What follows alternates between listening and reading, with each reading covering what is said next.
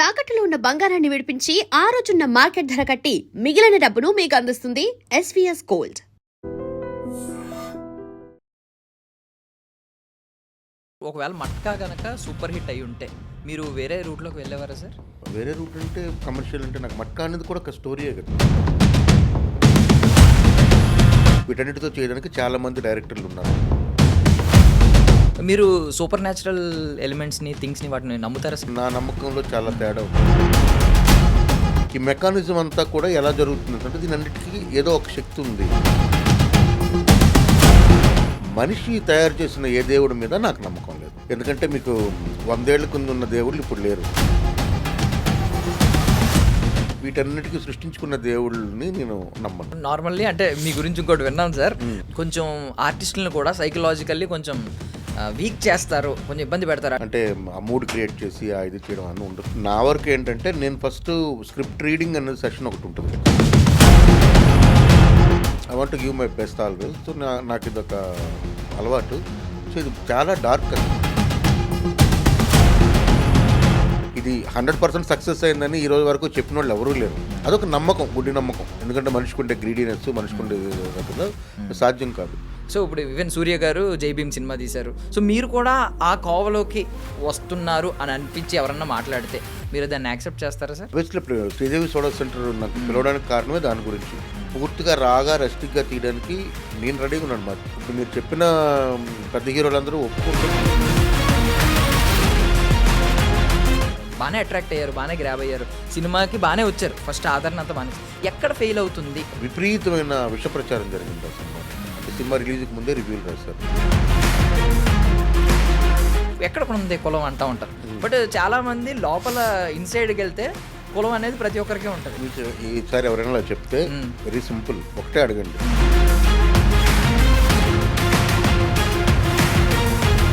So అందులో అన్ని రకాల వాళ్ళు ఉన్నారు, అన్నీ నేను చూశాను కాబట్టి నేను చెప్పగలుగుతున్నాను అంతే.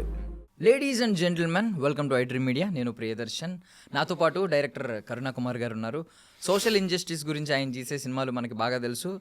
నాకు తెలిసి ఈ కమర్షియల్ హంగులు ఇవన్నీ ఆయనకి ఇంకా అద్దలేదు. నాకు తెలిసి ఇంకా ఆయనకి అంటుకోవేమో అని కూడా నేను అనుకుంటున్నాను. బికాజ్ ఆయన తీయాలనుకుంటే ఇప్పటికి ఒక పెద్ద కమర్షియల్ డైరెక్టర్ అయ్యే పొటెన్షియల్ ఉంది ఆయనకి. అంత ఆయన వెళ్ళి కథ చెప్తే ఓకే చెప్పే అంత కాంటాక్ట్స్ కూడా ఉన్నాయి. అయినప్పటికీ కూడా ఆయన ఇంకా కొంచెం ఆ సోషల్ ఇంజస్టిస్ కానీ కొన్ని సమాజాన్ని ఈ సినిమా అనే టూల్ని ఎంతో కొంత మాధ్యమంగా ఆయన వాడుకుంటూ సమాజంలో ఎంతో కొంత ఉపయోగపడే సినిమాలు తీయాలనేది ఆయన దృక్పథం అనమాట. రీసెంట్గా ఇప్పుడు హనీ అనే సినిమాతో ఆయన మన ముందుకు రాబోతున్నారు. మూఢనమ్మకాల గురించి, దాన్ని నాకు తెలిసి నిర్మూలన గురించి మాట్లాడబోతున్నారేమో. నవీన్ చంద్ర గారు, మీరు నాకు తెలిసి టీజర్ చాలామంది చూసుంటారు. బాగా డిస్టర్బ్ చేస్తుంది అది. నాకు తెలిసి ఇయర్లో బాగా డిస్టర్బ్ చేసే సినిమాల్లో అది టాప్లో ఉంటుందని నేను అనుకుంటున్నాను. సార్తో ఒకసారి మాట్లాడి మరిన్ని డీటెయిల్స్ అడుగుదాం. సార్ నమస్తే. నమస్తే అండి. బాగున్నారు సార్? బాగున్నాను sir. First of all congratulations అని ముందే చెప్తున్నాను, ఎందుకంటే చాలా ప్రామిసింగ్గా అనిపించింది. బట్ ఏంటంటే నాకు ఒక డౌట్ ఏంటంటే, ఒకవేళ మట్కా గనక సూపర్ హిట్ అయి ఉంటే మీరు వేరే రూట్లోకి వెళ్ళేవారా సార్? కంప్లీట్ కమర్షియల్ అంటే వేరే రూట్ అంటే కమర్షియల్ అంటే నాకు మట్కా అనేది కూడా ఒక స్టోరీయే కదా. అవును సార్. స్టోరీ టెల్లింగ్ అంటే స్టోరీ నుండి అయితే బయటకు డివేట్ అవ్వలేదు. అంటే ఒకవేళ ఈవెన్ మీరు స్టార్స్ ఏం చేసినా కూడా స్టోరీ మాత్రం రూటెడ్గానే ఉంటుంది అనేది అంత అదే చేయాలంటే నేను మాత్రమే చేయగలనని నేను కొద్దిగా అది బాగా నమ్ముతున్నాను. సో కమర్షియల్ సినిమాలు లేకపోతే గ్రాండ్ విజువల్స్, తర్వాత మేకింగ్, తర్వాత బడ్జెట్స్, వీటన్నిటితో చేయడానికి చాలామంది డైరెక్టర్లు ఉన్నారు. మనకి అద్భుతమైన డైరెక్టర్లు ఉన్నారు మన తెలుగులో ఉన్న. సో ఈ జోనర్ లేకపోతే అంటే రా అండ్ రియలిస్టిక్ మూవీ మేకింగ్లో అంటే చాలా తక్కువ మంది ఉన్నారు. అందులో నేను కొంచెం నా ప్రీవియస్ వర్క్స్ బాగానే చేశానని నేను నమ్ముతున్నాను. సో మనకి ఏదైతే బాగా వస్తుందో అది చేద్దాం అన్నది ఒక ఆలోచన అంతా. సో ఇప్పుడు విఎఫ్ఎక్స్ని కూడా చాలా తక్కువగా వాడతారని విన్నాం సార్ మీ గురించి. రియల్ షాట్సే వాడతారు అసలు విఎఫ్ఎక్స్ని. విఎఫ్ఎక్స్ అనేది ఇప్పుడు ఏంటంటే అనివార్యం అయిపోయింది కొన్ని. అంటే నా సినిమాలో యాక్షన్ ఉంటుంది. సో ఇంతకుముందు సినిమాలకి యాక్షన్కి ఏంటంటే రోప్స్ ఇవన్నీ ఉండేవి కావు. ఇప్పుడు రోప్స్ వచ్చినాయి. సో అప్పుడున్న స్టంట్మెంట్స్కి ఇప్పుడున్న స్టంట్మెంట్స్కి చాలా తేడా ఉంది. అంటే ఒక 20-30 ఏళ్ళ కిందట ఉన్న స్టంట్మెంట్స్కి. సో దానివల్ల ఇదేంటంటే ఓన్లీ సేఫ్టీ. అప్పుడు సేఫ్టీ తక్కువ, ఇప్పుడు సేఫ్టీ ఎక్కువ. సో దానికి కావాల్సినవన్నీ వచ్చేసాయి కాబట్టి అలాంటి రోప్స్ని అరెస్ట్ చేయడం అలాంటివి ఏదైనా బ్యూటిఫికేషన్స్ కోసం చేయడం తప్ప విఎఫ్ఎక్స్తో ఆలోచించి చేసినవి అయితే ఏం లేవు. సో ఇప్పుడు మూఢనమ్మకాల గురించి, క్షుద్ర పూజల గురించి, వీటన్నిటి గురించి మాట్లాడుకుంటే మీరు సూపర్ న్యాచురల్ ఎలిమెంట్స్ని, థింగ్స్ని వాటిని నమ్ముతారా సార్? నమ్మరు సార్ అసలు? అంటే దేవుడిని నమ్ముతారా సార్? దేవుడు అంటే మళ్ళీ నా నమ్మకంలో చాలా తేడా ఉంది. పలానా దేవుడు అంటే నేను చెప్పలేను మీకు. అంటే ఇప్పుడు దేవుడు అనేది సైకలాజికల్ థింగ్ అంటారా సార్, లేదా సూపర్ న్యాచురల్ థింగ్ అంటారా సార్? అంటే అది మనకు తెలియని గురించి ఇప్పుడు నేనైతే అదే నమ్ముతాను. తెలియని దాని గురించి అయితే నమ్మను. అంటే నేను ఎప్పుడో దేవుడు అంటే ఏంటి అని నాకు నేను ప్రశ్నించుకున్నప్పుడు వచ్చినది ఏంటంటే ఆన్సర్ ఏంటంటే, నేను కొంచెం ఏదో చదివినప్పుడు నేను ఎక్కడో కనుక్కున్న ఇది, అంటే రైటింగ్స్ పుస్తకం నుంచి తీసుకున్నదే చెప్తున్నాను. సో ఇప్పుడు మనకి గాలిలో ఆక్సిజన్ ఇప్పుడు ఉంది కదా భూమి పైన, దానికి ఒక మోతాదు ఉంటుంది. ఆ మోతాదులోంచి ఒక 1% ఎక్కువైనా భూమి ఒక సెకండ్లో సగం వంతులో భూమి మండిపోద్ది. ఓకే. సో భూమి గుండ్రంగా తిరుగుతుంది. సిద్ధాంతాలన్నీ మనం సైన్స్ 100 సిద్ధాంతాలు చెప్పినప్పటికీ ఈ అమెరికా అంతా కూడా ఒకటి జరుగుతుంది కదా. సో ఇది కాకుండా మనకి మిల్కీవే గ్యాలక్సీ వరకు మనం అనుకుంటున్నాం. బట్ మిల్కీవే గ్యాలక్సీ అన్న దాంట్లో మనం ఒక చిన్న పార్ట్ ఇసుకరేణం అంతా. సో మిల్కీవే గ్యాలక్సీని మనం ఇంకా ఎక్స్ప్లోర్ చేయలేదు. ఇన్ఫ్యాక్ట్ అంటే సూర్యుడి వరకు కూడా మనకేం తెలియదు. అంటే మనం కొంత ఇప్పుడు సో ఇలా ఉన్నప్పుడు దానికి అవతలున్న కొన్ని వేల పాలపుంతులు, కొన్ని లక్షల నక్షత్రాలు, విశ్వం, శూన్యం ఇదంతా ఉన్నప్పుడు మనకు తెలియదు. కాబట్టి ఇదంతా కూడా ఒక ఆర్గనైజ్డ్గా ఒక నడుస్తుంది కదా. పొద్దున్న లేస్తే భూమి తిరగడం కానీ, లేకపోతే సముద్రం అలా ఉండడం కానీ, మనకు గాలి రావడం కానీ, తర్వాత ఒక చిన్న మైక్రో ఇది అంటే ఒక స్పామ్ వెళ్ళి అదొక మనిషిగా రూపాంతరం చెంది బయటికి రావడం, ఇదంతా కూడా ఒక మెకానిజం ఉంది చూడండి. ఈ మెకానిజం అంతా కూడా ఎలా జరుగుతుంది అంటే, దీని అన్నిటికీ ఏదో ఒక శక్తి ఉంది, ఒక పవర్ ఉంది అని అనుకొని అది సింపుల్గా ఎక్కువ కాంప్లికేషన్ లేకుండా నేచర్ అనుకోవాలి, మదర్ నేచర్. ఎందుకంటే మదర్ నేచర్ని ఒక్కదాన్ని మనం కంట్రోల్ చేయలేము. దానికి కట్టుబడే మనం బతకాలి. దానికి ఎప్పుడైతే మనం మదర్ నేచర్ని వదిలేసి మనం సొంతంగా ఇచ్చేసుకుంటాం, అందుకే ఇవన్నీ కూడాను. సో మిగతా పశుపక్షాదులకి, జంతువులకి అది లేదు. సో మదర్ నేచర్ అనేదే, అంటే మళ్ళీ మన పూర్వీకుల ఆదిమానవుల దగ్గర ఉంటే అగ్నిని, ఆకాశాన్ని, భూమిని వాళ్ళు పూజించినట్టుగానే మదర్ నేచర్ దాన్ని అనుకోవడం, ఒక శక్తి ఉంది అనుకోవడం ఓకే. మనిషి తయారు చేసిన ఏ దేవుడి మీద నాకు నమ్మకం లేదు. అంటే మనిషి సృష్టించిన దేవుళ్ళు ఎవరైతే ఉన్నారో ఐడిల్స్, అది ఏ మతమైనా కావచ్చు, ఏదైనా కావచ్చు, నాకు దాని మీద నమ్మకం లేదు. ఎందుకంటే మనిషి దానికి ఆనాడు ఇప్పుడు మాట్లాడుతున్న టైంకి ఇప్పుడు మనకున్న ఒక 1000 మంది దేవుళ్ళు ఉన్నారనుకోండి, ఒక 1000 ఏళ్ళ తర్వాత వీళ్ళంతా ఉండరు. ఎందుకంటే మీకు 100 ఏళ్ళ కింద ఉన్న దేవుళ్ళు ఇప్పుడు లేరు. ఓకే. మీకు బెస్ట్ ఎగ్జాంపుల్ సంతోష్ మాత అని ఒక దేవత వచ్చింది మధ్యలో, మీకు తెలిసి ఉండదు, ఎప్పుడు వినలేదు కదా. బట్ సంతోష్ మాత మీద ఒక సినిమా ఉంది, మీరు జస్ట్ యూట్యూబ్లో కొట్టి చూడండి.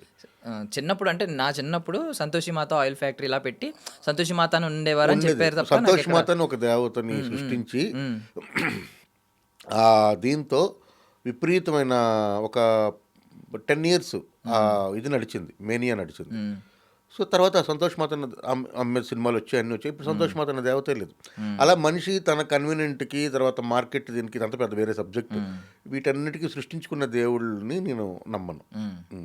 ఏంటంటే ఎంతమంది ఇప్పుడు మనుషులకే అంటే ఒక్కొక్కరు ఒక కాంట్రాస్ట్గా చెప్తుంటే, ఇప్పుడు వేరే దేశంలో ఉన్నవాడు ఒక దేవుడు అంటాడు, అంతే కదా. ఇప్పుడు మనం ఈ దేవుడు మనల్ని కాపాడుతున్నాడు మనం ఇక్కడ అనుకుంటున్నాం. ఏ ఆస్ట్రేలియాలో ఉండేవాడికి ఈ దేవుడు గురించి వాడు జీవితంలో వినుండడు, వాడు ఇంకేదో దేవుడిని నమ్ముతుంటాడు. ఎండ్ ఆఫ్ ద డే ఇదంతటిని నడిపిస్తున్నది అన్నది ఒక శక్తి అయితే ఏదంటే అది ప్రకృతి. సో ప్రకృతి నమస్కారం పెట్టుకోవడం తప్పలేదు. దానికి మీరు ఒక ఫామ్ అనుకోండి, మీరు ఎలా ప్రేయర్ చేస్తారనుకున్నది అంటే జస్ట్ పాజిటివ్ నెగిటివ్ థింకింగ్ అంతే. సో మోర్ సైకలాజికల్ థింగ్ ఇదంతా. అంటే మనకు ఒక భరోసా, మనకు ఒక ధైర్యాన్ని ఆబ్వియస్లీ. అంటే హ్యూమన్ మైండ్ అలాగంటే మన ప్రోగ్రామ్డ్ ఇది కాబట్టి, మనకి విచక్షణ అనేది ఒకటి ఉంది కాబట్టి, జస్ట్ నువ్వు చేయగలవరా అంటే మనకు వచ్చే ఒక ధైర్యం ఉంటుంది కదా, అలాంటిది అంతే. సో ఇప్పుడు కమింగ్ టు నవీన్ చంద్ర గారు, నాకు తెలిసి ఫస్ట్ ఆ గ్లిమ్స్లోనే కొంచెం నేను అనుకుంటున్నాను, అంటే ఆయనకు ఉన్న ప్రాబ్లం ఏంటంటే ఇప్పటి నుంచో ఆయన మోస్ట్ అండర్ రేటెడ్ యాక్టర్స్లో ఒకరిగా ఉండిపోతూ ఉంటారు. అంటే బికాజ్ ఏంటంటే ఈ కమర్షియల్ ఫార్మేట్లో లేకపోవడం, ఈ స్టార్ ట్యాగులు లేకపోవడం, ఆయనకి అంత స్కోప్ లేకపోవడం, బికాజ్ బ్యాక్గ్రౌండ్ లేకపోవడం, పెద్ద పెద్ద సినిమాల్లో కరెక్ట్ ఆపర్చునిటీస్ రాకపోవడం. బట్ ఒక ఫ్లెక్సిబుల్ యాక్టర్, ఒక మంచి యాక్టర్, ప్రతి ఒక్కరు అంటారు అబ్బా సూపర్ యాక్టర్ అబ్బా అని చెప్పి. ఇక్కడికి వచ్చేసరికి నాకు తెలిసి ఇది కెరియర్ బెస్ట్ అయ్యే ఛాన్స్ ఉందా సార్ ఆయనకి? కెరీర్ బెస్ట్ అని నేను చెప్పను, ఎందుకంటే ఫ్యూచర్లో ఏమొస్తుంది మనకి చెప్పలేదు, ఎందుకంటే మంచి క్యారెక్టర్ అంటే రావచ్చు. till date- నేనే ఇంకో సినిమా అనుకున్నాను టిల్ డేట్ అంటే కూడా చెప్తాను, ఇంకా ఆయన మంచి క్యారెక్టర్. మంత్ ఆఫ్ మధులో అది నాకు చాలా విపరీతమైన ఇష్టం ఆయన. అందరూ అందాల రాక్ష అంటారు, అందాల రాక్ష ఓకే, అది లవర్ బాయ్ ఇదంతా ఇది, కానీ నాకు పర్సనల్గా మంత్ ఆఫ్ మధు అనే దాంట్లో ఆయన స్వాతి గారు ఇద్దరు విపరీతమైన ఇష్టం. ఆ రెండు క్యారెక్టర్స్ అతని తలకిది డైరెక్టర్ గారిని ఎప్పటికైనా కలిసి ఆయనతో ఒక గంట మాట్లాడాలని నాకు కోరిక, అంటే అంత మంచి సబ్జెక్ట్ రాసినందుకు. సో మా కెరియర్ బెస్ట్ అని ఒక 10 తీసుకుంటే ఖచ్చితంగా మొదటి 2 స్థానాల్లో ఇది ఉంటుంది, అంతవరకు నేను చెప్పగలను. సో నార్మల్లీ అంటే మీ గురించి ఇంకోటి విన్నాను సార్, అదే పెద్ద అదే తప్పుగా అనుకోకండి, నెగిటివ్ థింగ్ అనుకోకండి. అంటే నార్మల్లీ మీరు మంచి పర్ఫార్మెన్స్ రాబట్టడానికి కొంచెం ఆర్టిస్టులను కూడా సైకలాజికల్లీ కొంచెం వీక్ చేస్తారు, కొంచెం ఇబ్బంది పెడతారు అటు ఇటు. అంటే అట్మాస్ఫియర్ని వార్మ్ అట్మాస్ఫియర్ చేయడం కానీ సంథింగ్ ఏదన్నా, బికాజ్ ఏంటంటే ఆ టైంలో రియలిస్టిక్ పర్ఫార్మెన్స్ కావాలని. సో ఇప్పుడు ఇక్కడికి వచ్చేసరికి ఇది కొంచెం ఈ మూఢనమ్మకాలు, ఈ క్షుద్ర పూజలు అవి మనకు చూసేవాడికే కొంచెం ఒళ్ళు గగురు పొడిచేలా ఉంటాయి. సో మీరు ఆర్టిస్టులని ఆ పర్ఫార్మెన్స్ రాబట్టడానికి ఏమన్నా అక్కడ అట్మాస్ఫియర్ అలా క్రియేట్ చేయడం, కొంచెం వాళ్ళని సైకలాజికల్గా అందులోకి దింపడం, ఇలాంటివి ఏమైనా చేస్తారా సార్? అంటే మీరు ఏదైతే విన్నారో నాకే ఆశ్చర్యంగా ఉంది వినడానికి. సో నాతో పనిచేసిన వాళ్ళంతా ఇప్పుడు మీరు సినిమాలో చూస్తే పనిచేసిన ఎవరికైనా మీరు ఫోన్ చేసి అడగచ్చు. అంటే మీరని వినలేదు? లేదు లేదు, నేను చెప్తున్నాను, ఏదైతే తప్పేం కాదు, మీరు అడగడంలో ఇదేం లేదు, అదేం కాదు. కానీ అది కొంతమంది డైరెక్టర్స్ ఉండొచ్చు అలాగా, అంటే ఆ మూడ్ క్రియేట్ చేసి ఆ ఇది చేయడం అన్నీ ఉండొచ్చు. కానీ నా వరకు ఏంటంటే నేను ఫస్ట్ స్క్రిప్ట్ రీడింగ్ అనేది సెషన్ ఒకటి ఉంటుంది ఖచ్చితంగా. సో స్క్రిప్ట్ రీడింగ్ సెషన్ అన్నది అంటే ఎప్పుడైతే కథ చెప్తాం, నా ప్రాసెస్ ఏంటంటే కథ చెప్తాం, వాళ్ళ పాత్రలు చెప్తాం, తర్వాత పాత్ర స్వభావాలు చెప్తాం. అంటే నేను వాళ్ళకి character taluka in and outs అన్నీ కూడా ఇస్తాను. అంటే వాడు ఎలా నడుస్తాడు, ఏం చేస్తాడు, ఎలాంటి బట్టలు వేసుకుంటాడు, సో వాడికి ఏంటి ఇష్టం, ఎలాంటి యాక్సెసరీస్ ఇస్తాం, వాడు ఏం మాట్లాడతాడు, ఇవన్నీ కూడా చెప్తాం. సో ఒక ఆర్టిస్ట్గా అవన్నీ వాళ్ళు తీసుకున్నారు తీసుకోలేదు అనేది వాళ్ళ ఇది పక్కన పెడితే నేనైతే చెప్తాను. తర్వాత స్క్రిప్ట్ రీడింగ్ ఉంటుంది, రీడింగ్ సెషన్ ఉంటుంది. అంటే అవైలబిలిటీలో ఉన్న ఆర్టిస్టులు అందరినీ పెట్టి కూర్చోబెట్టి మొత్తం ఇదంతా కూడా చదివి వినిపిస్తాను. అంతవరకు నా పని. తర్వాత సెట్ అంతా కూడా ఏంటంటే సీన్లో ఎక్స్ప్లెయిన్ చేయడం, పెర్ఫార్మెన్స్ ఎక్స్ట్రాక్ట్ చేయడానికి ఆ చుట్టుపక్కల ఉండే వాతావరణాలకు కల్పించాల్సిన పని అయితే లేదు. నేను పని చేసినా, నేను ఇంకెవరి దగ్గర చూసినా సరే ఆ టైప్ అయితే అవసరం లేదు. రెండోది నా సెట్ విపరీతమైన జోవియల్గా ఉంటుంది. అంటే నేను కొంచెం సీరియస్గా కనిపిస్తాను, విపరీతమైన జోవియల్గా ఉంటుంది, అందరూ ఎంజాయ్ చేస్తారు. ఇప్పుడు ఈ కమింగ్ టు దిస్ ప్రాసెస్ అంటే దీనికి నవీన్ చంద్ర గారు ఏంటంటే మీరు చెప్పినది ఆయనకి ఆపాదించవచ్చు. ఆయన ఒక క్యారెక్టర్ ఒప్పుకున్న తర్వాత ఆ క్యారెక్టర్లు ఇప్పుడు ఇందులో 25 రోజులు ఆయన పని ఉండి 24-25 రోజులు పని చేసి 27 రోజులు అనుకుంటా, 27 days ఆయనకి పని ఉండింది ఈ సినిమాలో. సో ఈ 27 days కూడా ఆయన ఆ క్యారెక్టర్గా ఉండడానికి ట్రై చేస్తారు, ఆ క్యారెక్టర్లో లీవ్ చేస్తారు. తర్వాత సెట్కి వచ్చిన తర్వాత ఇంకా ఈరోజు సీన్లు దీంట్లోనే ఆయన ఆ మూడ్లో ఉంటాడు, అంతవరకు అయితే కరెక్ట్. సో ఆయన స్టార్టింగ్లో ఏంటంటే సార్ నాకు ఇది ఉంది, ఎందుకంటే I want give my best always. So నాకు ఇది ఒక అలవాటు. సో ఇది చాలా డార్క్ కదా సార్. ఈవినింగ్ అయిన తర్వాత ఆయనకి చిన్న బాబు, 2 ఏళ్ళ బాబు ఉన్నాడు. సో ఇంటికి వెళ్తాను కదా సార్, ఒక మామూలు ఏదో సరదాగా చేసే వెళ్ళిన ఇలా కమర్షియల్ వెళ్ళినదంటే అది ఎంత పెద్ద ఏమనిపించదు, సరదాగా ఉంటుంది. ఇదేంటంటే ఒక మూడ్ని క్యారీ చేసుకుంటూ వెళ్తాం కదా. సాయంత్రానికి కొంచెం నేను సిక్ అయిపోయినట్టు అయిపోయి దాన్ని ఇంటికి తీసుకెళ్ళకూడదు కదా, మీరు నాకు ఒక షూటింగ్ అయిన తర్వాత ప్రతిరోజు ఒక హాఫ్ అన్ అవర్ కూర్చొని మనం సరదాగా ఏదైనా మాట్లాడుకుని వెళ్ళాలి సార్ అని స్టార్టింగ్లో చెప్పారు. కానీ దానికి అవసరం పడలేదు. రాజారవీంద్ర గారు ఉన్నారు దీంట్లో. సో ఆయన ఉంటే మీకు సెట్ ఎప్పుడు సరదాగా కలుపుకోలుగా వెళ్ళిపోతుంది, అది ఏం కాలేదు, చాలా బాగా చేసాం. ఈవెన్ రాజారవీంద్ర గారు కూడా ఎంతో కొంత భయపెట్టే ప్రయత్నం చేస్తున్నారు. రాజారవీంద్ర గారికి ఇప్పుడు మీరు అన్నీ చూసారా, ఇప్పుడు దాకా చేసిన దాంట్లో ఇది బెస్ట్ క్యారెక్టర్. ఓకే అంతవరకు ఇప్పటి వరకు చేసింది. ఫ్యూచర్లో ఆయన ఏం చేస్తారని నాకు తెలియదు కాబట్టి ఇప్పటి వరకు చేసిన దాంట్లో this is the best one. So నాకు 4 క్యారెక్టర్లు కనిపించినాయండి టీజర్లో చూస్తే. ఇప్పుడు నవీన్ చంద్ర గారు, దివ్యపల్లె గారు, రాజారవీంద్ర గారు, దివి గారు. అవును. సో మేజర్ క్యారెక్టర్స్ ఇవే ఉండబోతున్నాయని తెలిసింది. సర్ప్రైజింగ్ క్యారెక్టర్స్ ఏమైనా ఉన్నాయండి? సర్ప్రైజింగ్ క్యారెక్టర్స్ ఇంకేం లేవండి. వీళ్ళు నలుగురు, ఒక పాప ఉంటుంది, పాపతో పాటు ఒక సర్ప్రైజింగ్ క్యారెక్టర్ ఉంటుంది. అది సినిమాలో చూడాలి, అదే హనీ యాక్చువల్గా. అది మీకు సో అంటే మదనపల్లి ఇన్సిడెంట్ ఏదో పిల్లలను చంపేసి మదనపల్లిలో ఇన్సిడెంట్ ఏదైతే జరిగిందో అలాంటి ఇన్సిడెంట్లు రోజు ఇప్పుడు ఈరోజు మనం మాట్లాడుతున్న ఈ టైంకి కూడా ఎక్కడో ఏదో జరుగుతూనే ఉంటుంది. అంటే మీరు న్యూస్ పేపర్ తీసుకొని ఇప్పుడు ఈరోజు న్యూస్ పేపర్ కొని చూసినా 4th పేజీలోనో 5th పేజీలోనో ఒక న్యూస్ ఉంటుంది, క్షుద్ర పూజల పేరుతో బలి, లేదా క్షుద్ర పూజల అనుమానంతో వాళ్ళని కొట్టారు, లేకపోతే కేసులు పెట్టుకున్నారు, ఎవడో మోసం చేస్తారు, ఇది నడుస్తూనే ఉంటుంది. ఏంటంటే ఈ కథ దేని గురించి అంటే, ఈ కథని చీకటి అనే పేరుతో రాశాను. చీకటి అంటే dark side of the human mind. ఈ dark side of the human మైండ్లో నేను ప్రస్తావించింది ఏంటంటే, ఇప్పుడు 9 to 5 జాబ్. మీరు ప్రైవేట్ రూమ్లో పనిచేస్తున్నారు. మార్నింగ్ మీకు 9 o'clockకి ఆఫీస్కి వచ్చారు. 5 వరకు 6 వరకు పని చేస్తారు. లేదంటే ఎక్స్ట్రా పని చేస్తే ఇంకో 10 గంటల వరకు పని చేస్తారు. దాని తర్వాత యూ హ్యావ్ ఏ లైఫ్. ఇంటికి వెళ్తారు, భోజనం చేస్తారు, అమ్మ నాన్నలతో కబుర్లు చెప్తారు, పెళ్ళైతే భార్యతో కాసేపు కబుర్లు చెప్తారు, కూర్చుంటారు, టీవీ చూస్తారు. ఇది మన రెగ్యులర్ లైఫ్. ఓకే. మనకి ఒడిదుడుకులు ఉంటాయి, ఫైనాన్షియల్ ట్రబుల్స్ ఉంటాయి, మెంటల్గా కొంత ఏదో ఉంటుంది, ఇంట్లో ఆరోగ్య సమస్యలు రావచ్చు. ఇదంతా కూడా హ్యూమన్ దీంట్లో ఉండే ఒక బేసిక్ ప్యాటర్న్.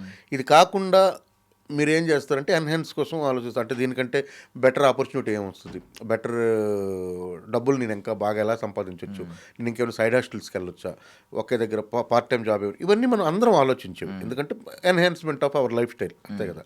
ఇలా కాకుండా ఈజీ మనీ గురించి, ఈజీ పవర్ గురించి ఈ పనంతా చేయకుండా, అంటే ఇందులో కంప్లీట్గా కన్సిస్టెన్సీ ప్లస్ మనం చేయాల్సిన పని, దానికి కావాల్సిన హార్డ్ వర్క్, శ్రమ ఇవన్నీ ఉన్నాయి. ఇవన్నీ ఏం లేకుండా నువ్వు పలానా క్షుద్ర పూజ చేస్తే నీకు ఈ పవర్ వస్తుంది, నీ కెరీర్ బాగలేదు, నీ కెరీర్ బాగుండాలంటే నువ్వు పలానా గుడికి వెళ్ళి 4 కోళ్ళు కొయ్యి, ఇంకో దగ్గరికి వెళ్ళి, ఇదంతా కూడాను ఫస్ట్ లెవెల్ ఆఫ్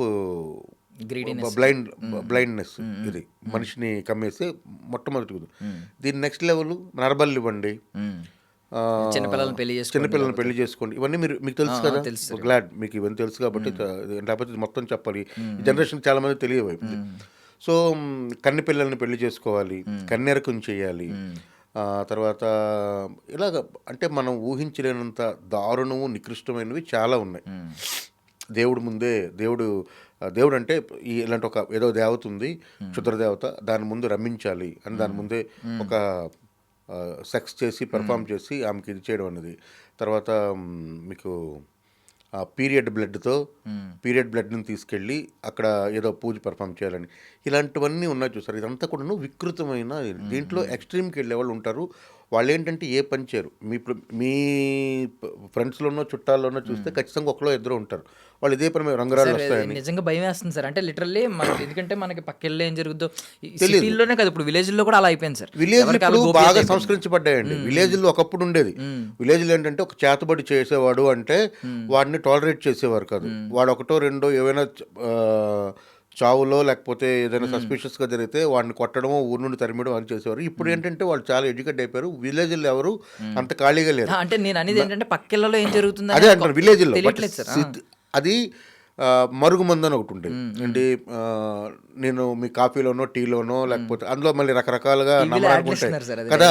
అది ఒకప్పుడు అలాంటి మందు కావాలి. మందు అంటే అది ఎలా వాడేవారంటే, ఒక అమ్మాయికి పెళ్లి చేస్తారు, మంచి ఇంటికి ఇస్తారు, కట్నం ఇస్తారు. ఇదంతా కూడా నేను చెప్తుంది ఒక 30-40 years బ్యాక్. కట్నం ఇచ్చి పెళ్లి చేసి అంతా చేసిన అతని తాలూకా మొత్తం సేవింగ్స్ అన్నీ ఆ కూతురు పెళ్లికి పెట్టి, ఒక తండ్రి పెళ్లి చేసిన తర్వాత అమ్మాయి కాపురం బాగోదు. అల్లుడు తిరిగిపోతో లేకపోతే జోదుగాడో స్థిరం లేనాడో అయితే, పిల్ల మాట వినట్లేదు, వాడు పొద్దున్న లెగిస్తే సద్యోగంకి లేకుండా బయట తిరుగుతున్నాడంటే, వాడికి మందు పెట్టడానికి ఏమైనా ఉంటే చూడండి అంటే, ఆ మందు సంపాదించడానికి 3-4 సంవత్సరాలు పట్టేది. అంటే ఎవరి దగ్గర ఆ మందు ఉందో తెలియదు, బట్ అది నిజమా కాదనేది ఎవరికీ తెలియదు. ఒక గుడ్డి నమ్మకం. ఆ మందు పెడితే ఆ మందు పెట్టిన తర్వాత అతను కొంచెం మాట వింటున్నాడమ్మా, ఇదంతా ఇలాగా పుకార్లు ఉండేవి. ఇది 100% సక్సెస్ అయిందని ఈ రోజు వరకు చెప్పిన వాళ్ళు ఎవరూ లేరు. అదొక నమ్మకం, గుడ్డి నమ్మకం. ఇలా ఉంటే ఇప్పుడు ఇన్స్టాగ్రామ్ ఓపెన్ చేస్తే మరుగుమందు కింద మొబైల్ నెంబరు పలానా నాంపల్లి లాడ్జ్లో ఉన్నాను, లేకపోతే కోటి దగ్గరికి వచ్చి మీరు కలెక్ట్ చేసుకోండి అని బహిరంగంగా చెప్తున్నారు. ఒకప్పుడు ఇది చాలా సీక్రెటివ్. ఇది దాన్ని నమ్మేవాళ్ళు ఉన్నారు, నమ్మకుండా వాళ్ళకి అన్ని యాడ్లు అంత ఇదైతే రావు. రైటా, ఇది ఉంది. సో 3 బలహీనతలు: ఆడవాళ్ళకి అందము, మగవాడికి సెక్స్, ఓకే, అందరికీ కామన్గా ఉండేది డబ్బు. ఈ 3 బేస్ చేసుకొని చేసే ఇదంతనమాట. ఈ డబ్బు అన్న దాంట్లో మళ్ళీ పరపతి, అధికారం కూడా ఉంటాయి, అంతే కదా. సో పవర్ ఉంటుంది. సో ఇప్పుడు మీరు ఒక మంత్రి, మీకు నెక్స్ట్ ఎలక్షన్స్లో మీరు మంత్రి అయితే మీ నియోజకవర్గానికో లేకపోతే మీరు ప్రాతినిధ్యం వహిస్తున్న ఏ శాఖ ఉందో దాన్ని పరిపూర్ణ ఆరోగ్య శాఖ మంత్రి అనుకోండి, ప్రాపర్ హాస్పిటల్స్ అన్నీ కూడాను అతను 5 ఏళ్లలో వాటిని సంస్కరించగలిగి పేదవాడికి భరోసాగా ఆయన వెళ్ళగలిగితే ఏ గవర్నమెంట్ వచ్చినా ఆయనే ఆరోగ్య మంత్రిగా ఉంటాడు. రైటా, ఇదంతా చేయకుండా ఎలక్షన్కి 6 నెలల ముందు ఒక పూజ చేస్తే నీ అధికారం నిలబడుతుంది అని చెప్తే ఆ పూజలు చేసేవాళ్ళు ఉన్నారు. అవునా? మనం పేరు చెప్పక్కర్లేదు. ఎంతమంది సెలబ్రిటీస్‌లు వెళ్ళి పూజలు చేయించుకుంటున్నారు. అంటే ఇప్పుడు ఈ ఈ రోజు క్షుద్ర పూజలు అనే పేరు రాకుండా తాంత్రిక పూజలు అనే పేరు వస్తుంది. తాంత్రికం అంటే మంత్రం, అదే తంత్రం అండి. ఆ, మంత్రం అంటే ఉమ్, తంత్రం అంటే ఏంటి? మంత్రం శ్లోకం అంటే ఏంటి? అనే దానికి చూస్తే మీకు అర్థమవుతుంది. అంతే కదా! తాంత్రికం అంటే ఏంటి? క్షుద్రమే కదా! అవును సార్. క్షుద్ర పూజలు అంటున్నారు. సో ఇప్పుడు మీరు ఇక్కడ కొబ్బరి నీళ్ళు పెడితే, అరటిపండు పెడితే అక్కడ మాంసం పెట్టి మందు పెడుతున్నారు. అంతే కదా! సో దీనికి కంప్లీట్ ఆపోజిట్. సో ఇదంతా కూడా నమ్ముతున్నారు కదా! ఈ నమ్మకం గనుక మీకు లోపల బలంగా వేళ్ళూనుకుపోతేనే ఇప్పుడు మదనపల్లి లాంటి ఇన్సిడెంట్ అవుతుంది. మదనపల్లిలో ఏం జరిగింది? మదనపల్లిలో ఒక తల్లి, హైలీ ఎడ్యుకేటెడ్ తల్లి, సైన్స్ ప్రొఫెసర్ అనుకుంటా ఆవిడ. ఆవిడ 18, 20 ఏళ్ళు ఉన్న వాళ్ళిద్దరు ఆడపిల్లల్ని నోట్లో చెంబు కుక్కి, అంటే దానికంటే ముందు ఒక రోజంతా పూజ చేసి నోట్లో చెంబులు పెట్టి డంబుల్తో కొట్టి చంపేసింది. ఆమె బిలీఫ్ ఏంటంటే 3 రోజుల్లో వాళ్ళు లేచి వస్తున్నారని. అది ఆమె అంత గట్టిగా నమ్మింది కాబట్టి చంపేసింది ఇద్దరిని. రైటా? సో ఇరిడియం కాయిన్ అని, రైస్ పుల్లింగ్ కాయిన్ అని, రెండు తలల పాము అని, ఇలాంటి రంగురాళ్ళని, పలాంది ఉంటే మన ఇంట్లో ఉంటే గుప్త నిధులని, ఇవన్నీ ఉన్నాయి కదా. దీని మీద కొన్ని వేల కోట్ల మోసం జరుగుతుంటుంది బయట. కొన్ని వేల మనకి ఇండస్ట్రీలోనే ఈ రైస్ పుల్లింగ్ అని వచ్చిన టైంకి, రైస్ పుల్లింగ్ కాయిన్ వచ్చిన టైంకి మన ఇండస్ట్రీలోనే నాకు తెలిసిన వాళ్ళు ఒక 10-15 మంది ఉన్నారు. పేర్లు చెప్పను నేను, అది వాళ్ళ రెప్యుటేషన్ అది. కానీ నాకు తెలిసిన వాళ్ళు 10-15 మంది ఉన్నారు. ఒక భారీగా, అంటే తన కెరీర్ మొత్తాన్ని రెండు ట్రాన్సాక్షన్స్లో కెరీర్ మొత్తం సంపాదన పోగొట్టుకున్నాను కూడా నాకు తెలుసు. ఆయనతో కలిసి వర్క్ చేశాను ఓన్లీ దీని మీద. మరి సో అలాంటి ఫ్యామిలీ కదా ఇది. అలాంటి వాడు కనుక ఫ్యామిలీ హెడ్ అయితే ఆ ఇంట్లో తాలూకా పరిస్థితులు ఏంటి, దీని తాలూకా ఇదంతా, అంటే వాళ్ళ ఇంట్లో ఎలా ఉంటుంది. ఇప్పుడు మీ ఇంటికి వచ్చారంటే మీ ఇంట్లో ఏముండొచ్చు, మా ఇంటికి వస్తే మా ఇంట్లో ఏముండొచ్చు, ఒక హాలు, కిచెను, బెడ్రూమ్లు, ఒక డ్రాయింగ్ రూమో లేకపోతే బాల్కనీయో, ఒక చిన్న పూజ గది, ఇంట్లో దేవుడు నమ్ముకుంటే ఒక చిన్న పూజ గది, లోపల రాగానే పాజిటివ్ ఎనర్జీ, ఇది ఉంటుంది కదా. ఇది వీళ్ళ ఇల్లు ఎలా ఉంటాయి అసలు? వీళ్ళ ఇంట్లో ఇప్పుడు మనం సాయంత్రం అయితే ఇంటికి వెళ్ళి ఏం చేస్తాం? అందరం కలిసి భోజనం చేసినట్టయితే కబుర్లు చెప్పుకుంటూ భోజనం చేస్తాం. లేకపోతే అందరూ భోజనం చేసిన తర్వాత మనం వెళ్ళామంటే మనం కూర్చుంటే ఎవరో మనతో కూర్చొని భోజనం చేస్తారు. ఒక రొటీన్ ఉంటుంది. ఈ రొటీన్ కాకుండా వాళ్ళకి వేరే రొటీన్ ఉంటుంది. మీరు పగలంతా పనిచేస్తే వాళ్ళు రాత్రంతా పనిచేస్తారు. బయటికి కనిపించినప్పుడు పాత బస్తీలో 8 ఏళ్ళు బయటకు రాకుండా ఉన్న ఒక తల్లి, ఇద్దరు పిల్లలు అనుకుంటా. అది మొన్న రీసెంట్గా 3 నెలల క్రిందట ఒక కొడుకు తల్లిని, అన్నయ్యని ఇద్దరిని చంపేసి దాన్ని వీడియో చేశాడు. వీళ్ళిద్దరిలో దెయ్యం ఉంది అందుకే చంపిస్తానని. సొంత కొడుకు అమ్మని, అన్నయ్యని చంపేశాడు. మీరు చెప్తుంటే ఇవన్నీ ఇప్పుడు ఇది కదా హారర్. దెయ్యాలు భూతాల్లో ఏం హారర్ ఉంది? దెయ్యాలు భూతాలను ఊరికనే మనం జస్ట్ సప్రెస్ చేయడానికి పిల్లలకి ఏంటంటే బూచి అని నేర్పిస్తాం. ఏంటి, అన్నం తినకపోతే దాన్ని. ఆ బూచి అంటే ఏంటి అని పిల్లలు అడిగితే దానికి ఏం చెప్తామంటే బూచి అంటే ఇలా ఉంటుంది, అలా ఉంటుంది. ఇప్పుడు వాళ్ళకి అది కూడా లేదు. జీ ఏదైతే ఉందో వాళ్ళకి ఆ అవసరం కూడా లేదు. వాళ్ళకి ఇప్పుడు ఏంటంటే ఒక చేతికి మొబైల్ ఫోన్ ఇస్తే అన్నం తినేస్తున్నారు. అప్పుడు భూజం చీకట్లో అది ఉంటుంది. ఇప్పుడు చీకటే లేదు ఫస్ట్ ఆఫ్ ఆల్, అంటే సిటీ లాంటి ప్లేసుల్లో లేదు. సో అదంతా పోయింది. వాళ్ళకి అసలు దెయ్యం పగబడుతుంది, దెయ్యం వచ్చి చంపుద్ది, ఇవన్నీ కూడా మనం ఏంటంటే దెయ్యం కూడా ఎప్పుడు చంపదు. దెయ్యం ఎప్పుడు కూడా ఇంకో మనిషిలోకి వచ్చి ఆ మనిషి ద్వారా చంపేటట్టుగానే సినిమా కథలు ఉంటాయి. సినిమా కథలు చెప్తున్నాం. బట్ దెయ్యం చంపింది పలానా వాళ్ళని అనేది ఈ రోజు వరకు ప్రపంచ చరిత్రలో ఎక్కడ ఒక్కటి కూడా లేదు. దెయ్యం అనే భావంతో మనం చచ్చిపోతాం. అతడిలో త్రివిక్రమ్ గారు ఒక డైలాగ్ రాసి ఉంటారు. అద్భుతం. లేదు, దయ్యం కంటే భయం చాలా ప్రమాదకరమైనది. ఆ కుర్రోడికి ఇది చొక్కాకి అది కొక్కి పట్టుకోగానే ఆ భయం కథను చచ్చిపోతాడు. అంతే, ఆ దెయ్యం కాదు. సో దెయ్యం ఉందనే భావంతో, భయంతో మనిషికి ఉండే మానసిక బలహీనత వల్ల మనిషికి ఏమైనా జరగవచ్చు తప్ప ఈ రోజు దాకా దెయ్యం చూసిన వాళ్ళు ఎవరు, అందరూ దెయ్యం గురించి మాట్లాడతారు కానీ దెయ్యం చూసిన వాళ్ళు ఎవరు ఉండరు. మీరు చూసారా ఎప్పుడైనా? ఎవరు చూడరు, అది ఉండదు. అంటే ఇప్పుడు మీరు అన్నారు కదా సార్, పెద్ద పెద్ద వాళ్ళు కూడా ఈవెన్ ఇప్పటికి ఎడ్యుకేటెడ్ కానీ బాగా అవేర్నెస్ ఉన్న వాళ్ళు కానీ అంత ఉన్న వాళ్ళు కూడా ఇంకా వీటిని నమ్ముతున్నారు కాబట్టి అలాంటి వాళ్ళు పుట్టుకొస్తున్నారు ఇంకా ఆబ్వియస్లీ. మీకు ఇప్పుడు ఇప్పుడు ఈ నమ్మకం ఏంటంటే హాని కలిగించినంత వరకు మనం ఎవరైనా పట్టించుకోం. ఇప్పుడు ఇస్రో సైంటిస్టులు వెళ్ళి తిరుపతికి వెళ్ళి ర్యాకెట్ ఇది వదిలే ముందు తిరుపతికి పూజ చేసి వచ్చిన దాని మీద బోల్డ్ మంది విమర్శిస్తారు. మీరు శాస్త్రవేత్తలు, మీరు దేవుడిని ఎందుకు నమ్ముతారంటే అది వాళ్ళకి ఒక బిలీఫ్, ఒక పాజిటివ్ ఎనర్జీని వాళ్ళు అక్కడికి వెళ్ళి ఆ పాజిటివ్ ఎనర్జీకి we're doing a good thing for the country, so మాకు ఇది చేయండి అని దేవుడు అని వాళ్ళు నమ్మే ఒక పాజిటివ్ శక్తిని వాళ్ళు ఇది చేసి వస్తున్నారు. దానివల్ల ఎవరికి హాని లేదు, దానివల్ల ఎవరు ఇదైపోవట్లేదు. అదేదో టైంపాస్కే ఫెమిలియర్ అవడం గురించి ఛానల్స్లో కూర్చొని మాట్లాడడానికి తప్ప దానివల్ల ఏమి ఇది లేదు. ఓకే, ఒక సైంటిస్ట్ దేవుడిని నమ్ముతున్నాడా లేదనేది అతని తలగా అది వ్యక్తిగత వ్యవహారం. అదే కానీ ఒక నమ్మకం వల్ల ఒక ఫ్యామిలీయో చుట్టూ ఉన్న సొసైటీయో నాశనం అయిపోవడం అన్నది మాత్రం అదే మూఢనమ్మకం అయినప్పుడు అది ఖచ్చితంగా ఖండించదగ్గది. కరెక్ట్. అంటే ఇప్పుడు మీరు అన్నట్టు పెద్ద పెద్ద వాళ్ళు ఎందుకు నమ్ముతున్నారు అనే క్వశ్చన్ వచ్చినప్పుడు వాళ్ళు కొంతమంది చెప్పే లాజిక్ ఏంటంటే, మీరు అన్నారు ఇందాక మాట్లాడుతున్నప్పుడు పాజిటివ్ ఎనర్జీ అని అన్నారు. పాజిటివ్ ఎనర్జీ ఉన్నప్పుడు నెగిటివ్ ఎనర్జీ కూడా ఉంటుంది, దీన్ని కూడా నమ్మాలి అని చెప్పి కొంతమంది అంటూ ఉంటారు. అదే ఇప్పుడు పాజిటివ్ ఎనర్జీ ఉన్నప్పుడు నెగిటివ్ ఎనర్జీ ఉండొచ్చు. ఇది నెగిటివ్ ఎనర్జీ అని పాజిటివ్ ఎనర్జీ ఇది అని మీకు ఏమైనా తెలుసా? తెలియదు కదా. నేను అదే చెప్తున్నా, పాజిటివ్ ఎనర్జీ ఉందంటే ప్లస్ ఉందంటే మైనస్ ఉందని సైన్స్ చెప్తుందండి. సో ప్లస్ అనేది పాజిటివ్ ఎనర్జీ అనుకుంటే మైనస్ నెగిటివ్ ఎనర్జీ అనుకోవచ్చు. ఓకే, రైట్, ఓకేనా. సో దానికి మీకు చిన్న ఉదాహరణ కథ చెప్తున్నా తర్వాత.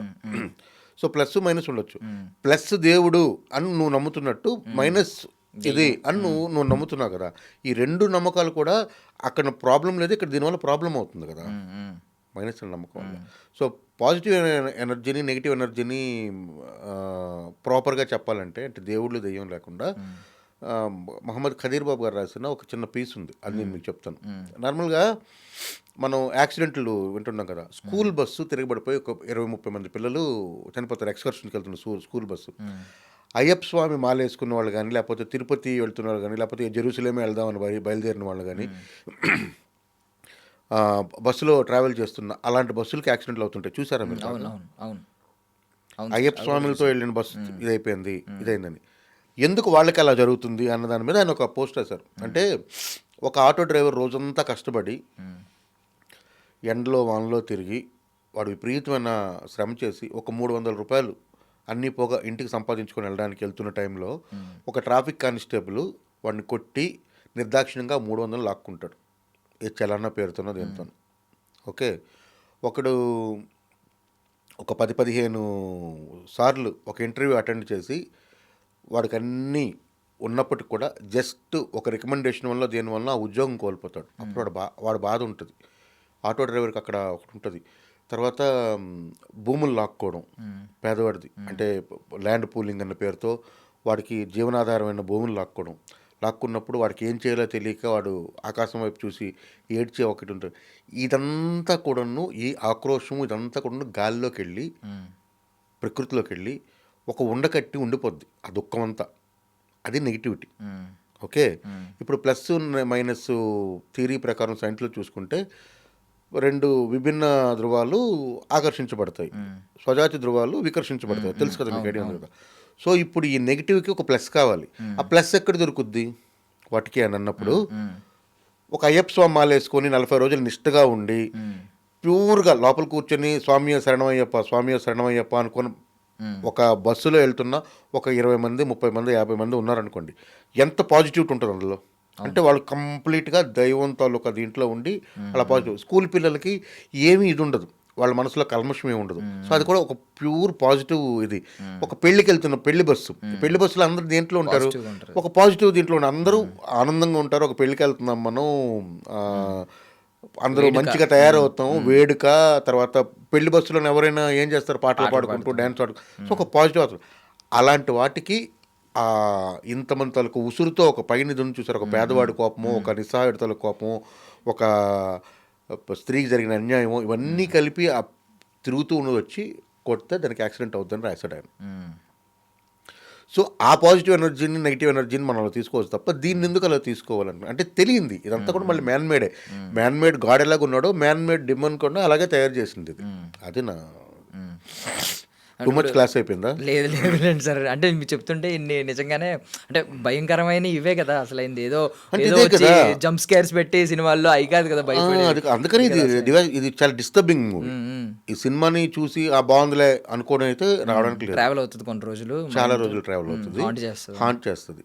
అదే హర్రర్, సైకలాజికల్ హర్రర్ ఇది. ఇందులో ఎక్కడ ఒక దెయ్యం ఉండదు, దేవుడు ప్రస్తావన ఉండదు, దెయ్యం ప్రస్తావన ఉండదు. మనిషే దెయ్యం, అన్నిటికంటే భయంకరమైన దెయ్యం మనిషి. ఆ మనిషి కనుక ఒక తండ్రి అయ్యి ఇంట్లో వాళ్ళని ఈ దీంతో కలిపి ఈ సినిమాలో అంటే కథ కూడా చెప్తాం, ఒక హాయిగా పనిచేసుకోగలిగిన ఒక హస్బెండ్, ఒక ఫ్యామిలీ హెడ్. ఆ ఫ్యామిలీ హెడ్ని వాళ్ళ ఆవిడ టీచర్ జాబ్, మా భార్య ఒక ముత్యంలో అంటే ఒక మంచి పాప, చిన్న పాప. వాళ్ళిద్దరూ జాబ్ చేసుకుంటూ హాయిగా బ్రతికితే ఏమీ లేదు అసలు ఈ సినిమాకి ఇదేం లేదు. అందులో ఆడ అలా వదిలేస్తే వాడి జీవితం అంతా ఏమవుతుంది అన్నదని ఒకటి. తర్వాత ఉమెన్ పవర్ని కూడా ఇందులో ఇచ్చేయడం జరిగింది. అంటే ఎంతసేపు ఆడది భరిస్తుందో ఎప్పుడైతే భరించడం కాదు ఇంకా దీని కన్క్లూజన్ ఏంటి అంటే ఎంత ఎక్స్ట్రీమ్కి ఒక స్త్రీ వెళ్ళగలదు అన్నది కూడా ఇందులో చూపించాం. కొంచెం సినిమాకి సైడ్ కొంచెం పాత రోజులకి వెళ్దాం సార్. అలా మీరు ట్రావెల్ ఏజెంట్ కింద వర్క్ చేసేవారని విన్నాను సార్, నిజమేనండి? అది ఏంటి సార్, అంటే మీరు ముందు నుంచి డైరెక్టర్ అనేది ఏదైనా ఉందండి గట్టిగా బలంగా? అంటే ఏదైనా ఒక సినిమా అంటే లిటరేచర్ ఇష్టం అండి, సినిమా అంటే ఇష్టం, లిటరేచర్ అంటే ఇష్టం. నేను చదవడం వరీషియస్గా నేను చదివేవాడిని. చదవడం అన్నది అంటే నేను మొట్టమొదటి చదివిన ఇదేంటంటే ఫాంటమ్ అని ఈనాడు పేపర్లో సెకండ్ పేజీలో దీంట్లో వచ్చింది కార్టూన్ అండి, కార్టూన్ ఇది. సో ఫాంటమ్ దగ్గర నుండి మొదలు పెడితే అది నా ఫస్ట్ ఇది. దాని తర్వాత చందమామ, బాలరంజని, బాలమిత్ర, అక్కడ నుండి ఎండమూరి గారు ఫస్ట్. ఎండమూరి గారు, మల్లాది వెంకట కృష్ణమూర్తి గారు, తర్వాత ఎదురుపూడి సులోచనారాయణ గారు.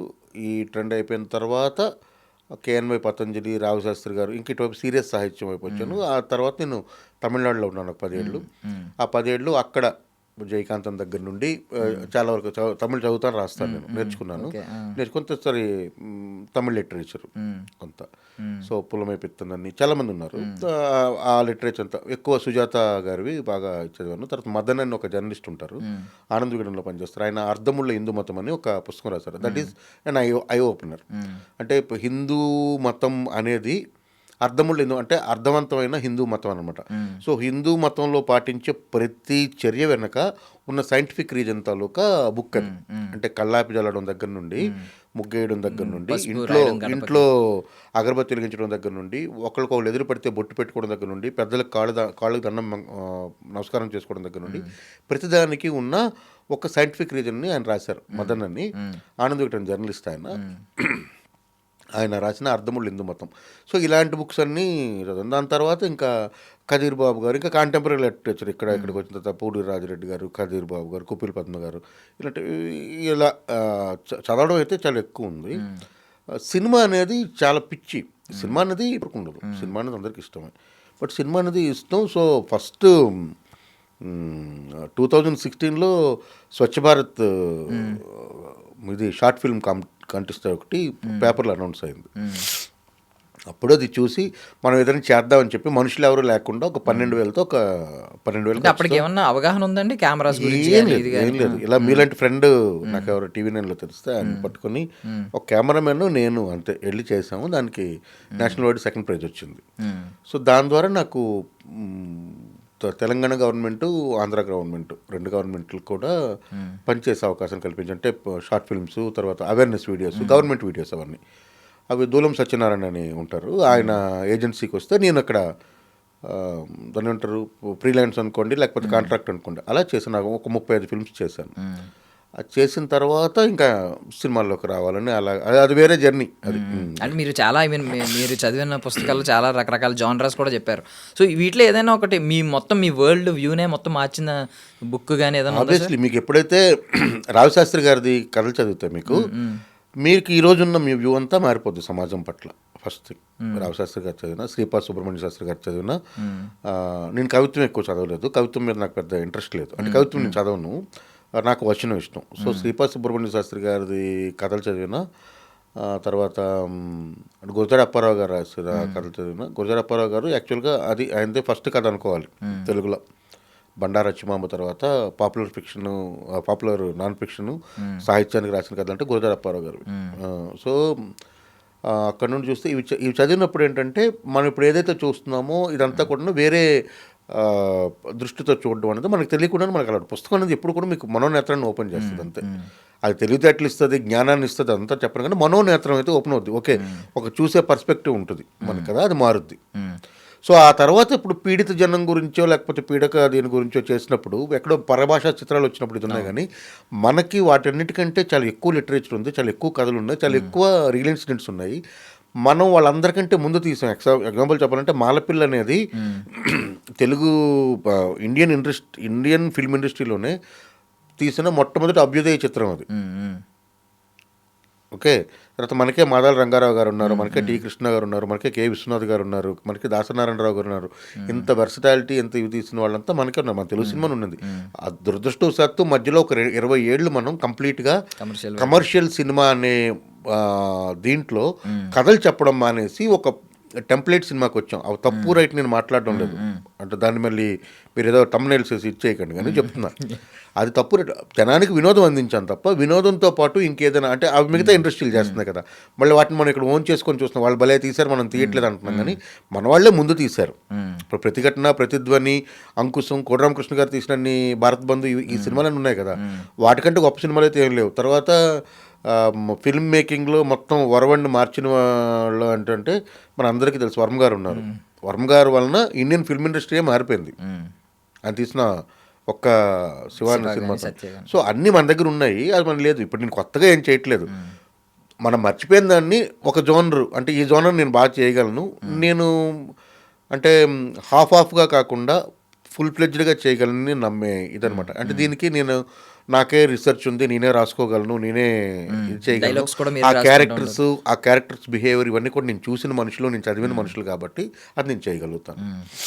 డైలాగ్స్ అంటే మీరు ట్రావెల్ ఏజెంట్గా మీకు ఏమన్నా ఉపయోగపడిందా సార్ ఇందులో? అంటే బికాజ్ రకరకాల మనుషులను చూసుంటారు, రకరకాల కల్చర్లు చూసుంటారు. నేను రాస్తాను కదా, నేను చదవడంతో పాటు చదవడంతో పాటు నేను రాస్తున్నాను. నేను కథలు రాస్తాను, నా కథ సంపుటి ఉంది. సో రాయడం అనేది అలవాటే. డైలాగ్ అనేది వచ్చినప్పుడు, సినిమా డైలాగ్ అని వచ్చినప్పటికీ అది కొంచెం మారుద్ది. అంటే సాహిత్యంలో ఏంటంటే మీరు స్థిరంగా ఒక దీన్ని పట్టుకొని కూర్చోవాలి. ఇక్కడ ఏంటంటే కొంచెం వెసులుబాటు, అంటే ప్రేక్షకుడికి నచ్చాలి. సాహిత్యంలో నా కోసం నేను ఫస్ట్ కథ రాస్తాను, ప్రేక్షకుడి కోసం, పాఠకుడి కోసం ఎప్పుడు కథ రాయకూడదు. నేను అనుకున్నదని చిత్తశుద్ధితో మనసావాచకరంలో ఒక కథ రాసిన తర్వాత ఆ కథ మీకు నచ్చొచ్చు, నచ్చకపోవచ్చు. నచ్చిన కథ పెద్దదవ్వచ్చు. ఇప్పుడు పుష్పలత విందని నేను ఒక కథ రాశాను. ఆ కథ సాహిత్య అకాడమీలో హిందీ ట్రాన్స్లేట్ అయ్యి సాహిత్య అకాడమీ దీంట్లో ద బెస్ట్ స్టోరీస్లో ఒకటిగా వచ్చింది. రాసినప్పుడు నాకు అదంతా ఏం తెలియదు. ఓకేనా? సో అది వేరు. అలా రాస్తాను కానీ, బట్ రాసుకోవడం అనేది అలాగే అలవాటు, నేనే రాసుకుంటాను. సో కమ్యూనిస్ట్ భావజాలు ఎక్కువ కనిపిస్తాయని అంటూ ఉంటారు సార్ మీలో. కమ్యూనిస్ట్ అంటే ఏంటండి అసలు? ప్రశ్నించడం, ఐ థింక్ ప్రశ్నించడం. బట్ మీరు నేను ఒకటే అనుకోవడమే కమ్యూనిస్ట్, అంతకుమించి పెద్ద ఏం లేదు. మీకు బెంజ్ కార్ ఉంది, నాకు ఆల్టో కార్ ఉంది, ఆయనకి ఇది ఉంది కాబట్టి మన ముగ్గురం వేరు వేరు అనుకోవడం కంటే, మీరు నేను ఆయన ముగ్గురం మనుషులమే, మన ముగ్గురికి సమానమైన హక్కులు ఉన్నాయి, మన ముగ్గురము భోజనం చేస్తాము, మన ముగ్గురం పొద్దున్న లేతే షిట్కి వెళ్తాము, మన ముగ్గురికి కన్నీళ్ళు వస్తాయి, మన 4 రోజులు స్నానం చేయకపోతే మనకే వాసన, అందరికీ ఒకే రకమైన దుర్వాసన వస్తుంది, అంతే కదా అన్నది తెలుసుకోవడం కమ్యూనిటీ. అంతకుమించి కొత్తగా ఏం లేదు. దానికి బోల్డ్ సిద్ధాంతాలని, వాటిని శ్రమదోపిడి ఇవన్నీ కూడా సెకండరీ. ఎప్పుడైతే ఎకానమీ అనేది వస్తుందో లోపలికి, ఎకానమీ వచ్చిన తర్వాత ఎకానమీతో పాటు మార్కెట్తో పాటు మార్కెట్ శక్తులు ఇవన్నీ, అదంతా మళ్ళీ వేరే సపరేట్ సబ్జెక్టు. అంతేగాని లేదు. ఇప్పుడు మీరు కమ్యూనిస్టులు ఏమంటారు అంటే, కమ్యూనిస్ట్ అంటే ఏం లేదు. ఇప్పుడు మీరు ఐ డ్రీమ్లో పనిచేస్తున్నారు, మీ ఓనరు మీకు 100 రూపాయలు సంపాదిస్తే అందులో మీకు 2 రూపాయలు ఇస్తున్నారని మనకు తెలుసు, అంతే కదా. అది పెట్టుబడిదారు వ్యవస్థ. కమ్యూనిస్టులు ఏమంటారంటే, ఓనరు, ఇందాక నాకు కాఫీ ఇచ్చిన ఆఫీస్ బాయ్, అందరూ కూడా కలిసి పనిచేసి 100 రూపాయలు తెచ్చుకొని ఎంతమంది ఉంటే దాన్ని డివైడెడ్ బై చేసుకొని అందరూ పంచుకోండి, అందరం బాగుంటాం కదా అంటారు. అది సాధ్యం కాదు ఉన్న పరిస్థితుల్లో. ఎందుకంటే మనిషికి ఉండే గ్రీడీనెస్, మనిషికి ఉండే దగ్గరలో సాధ్యం కాదు. అందుకని కమ్యూనిజం అనేది ఫెయిల్ అవుతుంది. రష్యా లాంటి పెద్ద కంట్రీస్లో ఫెయిల్ అయింది. కేరళ లాంటి చిన్న స్టేట్లో అద్భుతంగా పనిచేస్తుంది. సో ఇది కరెక్ట్, ఇది సత్యం, ఇది అసత్యం అని చెప్పలేం కానీ అది భావజాలం అంతే. నా వరకు నేను మీరు కమ్యూనిస్ట్ అంటే ఒప్పుకోను కానీ నేను హ్యూమనిస్ట్ అంతే. ఆ పని నేను చేసుకుని పోవాలంతే. అంటే ఇప్పుడు ఏంటంటే మీరు అన్నట్టు ఇందాక ఈ కమర్షియల్ సినిమా, ఈ కంప్లైంట్ ఎప్పటి నుంచో ఉందండి. చాలామంది మాట్లాడతారు ఇప్పటికి కమర్షియల్ ఫార్మేట్ వచ్చిన తర్వాత ఈ ఒరిజినల్ కథలని మిస్ అవుతున్నాం, ఆ మట్టి వాసనని మిస్ అవుతున్నాం, ఆ ఫీల్ లేదు ఎవరిలో అని చెప్పి. అండ్ ఇంకోటి ఏంటంటే ఇప్పుడు గొప్ప గొప్ప స్టార్స్ కూడా కొంతమంది ఎవరితో సినిమా చేయాలని ఉందని అడుగుతుంటే, లైక్ జూనియర్ ఎన్టీఆర్ గారిని, వెట్రిమారన్ గారి పేరు చెప్పడం, ఇప్పుడు వెట్రిమారన్ గారి కానీ, పారంజిత్ గారు కానీ, అలాంటి వాళ్ళని గుర్తు చేయడం. సో ఇప్పుడు ఈవెన్ సూర్య గారు జై భీమ్ సినిమా తీశారు. సో మీరు కూడా ఆ కోవలోకి వస్తున్నారు అని అనిపించి ఎవరన్నా మాట్లాడితే మీరు దాన్ని యాక్సెప్ట్ చేస్తారా సార్? ఆబ్వియస్లీ ఇప్పుడు శ్రీదేవి సోడా సెంటర్ నాకు పిలవడానికి కారణమే దాని గురించి. సుధీర్ గారు మంచి కమర్షియల్ హీరో, ఆయన చేసిన మంచి commercial, but at the same time మన స్టోరీ సెంట్రిక్గా తీసుకుంటారు కాబట్టి అది సుధీర్ బాబు గారికి నేను కథ చెప్పిన నెక్స్ట్ మినిట్ నచ్చింది, ఇమీడియట్గా 70mm పంపించారు. 70mm చెప్పగానే అక్కడ నచ్చింది, ఆ సినిమా చేసాం.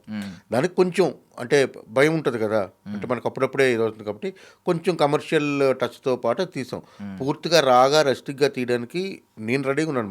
మనకు చెప్తున్నాను కదా, ఇప్పుడు మీరు చెప్పిన పెద్ద హీరోలందరూ ఒప్పుకుంటే పెద్ద హీరోలందరితో కూడా మనం అంతకంటే మంచి సినిమాలు చేయడానికి మన దగ్గర కథలు ఉన్నాయి. మన కథలంటే నా దగ్గర ఉన్నాయని కూడా నేను చెప్పట్లేదు. మన ఊరికే మన లిటరేచర్లో 100 కథలు ఉన్నాయి చేయడానికి. అండ్ ఇంకోటి ఏంటంటే ఇప్పుడు మీరు తీసినప్పుడు శ్రీదేవి సోడా సెంటర్ కానీ లేదంటే మట్కా కానీ ఇప్పుడు వీటి రిజల్ట్ చాలా పాజిటివ్గా వచ్చుంటే, ఒకవేళ ఇప్పుడు ఒక మనం ఎంతైనా బిలీవ్ చేస్తే ఒక రేంజ్ ఉంటుంది, ఒక్కొక్క స్టార్కి ఒక్కొక్క రేంజ్, ఈ టైర్ 1 టైర్ 2 అలాంటి పదాలు దరిద్రం కానీ ఉంటుంది. ఇప్పుడు వీళ్ళు ఒకవేళ సక్సెస్ అయితే వీళ్ళ పై రేంజ్లో స్టార్స్కి వెళ్తుంది కంప్లీట్. వాళ్ళు కూడా వీళ్ళు సక్సెస్ కొడుతున్నారు, సో మనం అడాప్ట్ చేసుకోవాలి అన్న స్టోరీ అని. ఎప్పుడైతే రంగస్థలం హిట్ అయిందో పుష్ప తీశారు ఇమీడియట్గా. సో ఇలా ఇది గనక సక్సెస్ అయితే, ఇది గనక ఆదరిస్తే ఆడియన్స్ నెక్స్ట్ లెవెల్లో కూడా ఇలాంటి సినిమాలు తీయాలి, మట్టి వాసన నిజంగా చూపించాలని ఉంటుంది. మీరు ఎందుకు సార్, మీరు అంటే మీకు అనిపిస్తుంది కదా పర్సనల్లీ మట్కానే అంతలాగా జనాలు బాగానే అట్రాక్ట్ అయ్యారు, బాగానే గ్రాబ్ అయ్యారు, సినిమాకి బాగానే వచ్చారు, ఫస్ట్ ఆదరణ అంతా బాగానే వచ్చింది, ఎక్కడ ఫెయిల్ అవుతుంది అనేది మీరు ఏమన్నా చూస్తున్నారు? నిజంగా తెలియదు. అంటే మట్కా ఫెయిల్ అయిన కారణం ఏంటంటే నవంబర్ 14 రిలీజ్, నవంబర్ 13 రాత్రి 9 గంటల వరకు థియేటర్లు లేవు. That is the first thing. Theatre allocate అవ్వలేదు, డిస్ట్రిబ్యూషన్ అనేది ప్రాపర్గా జరగలేదు.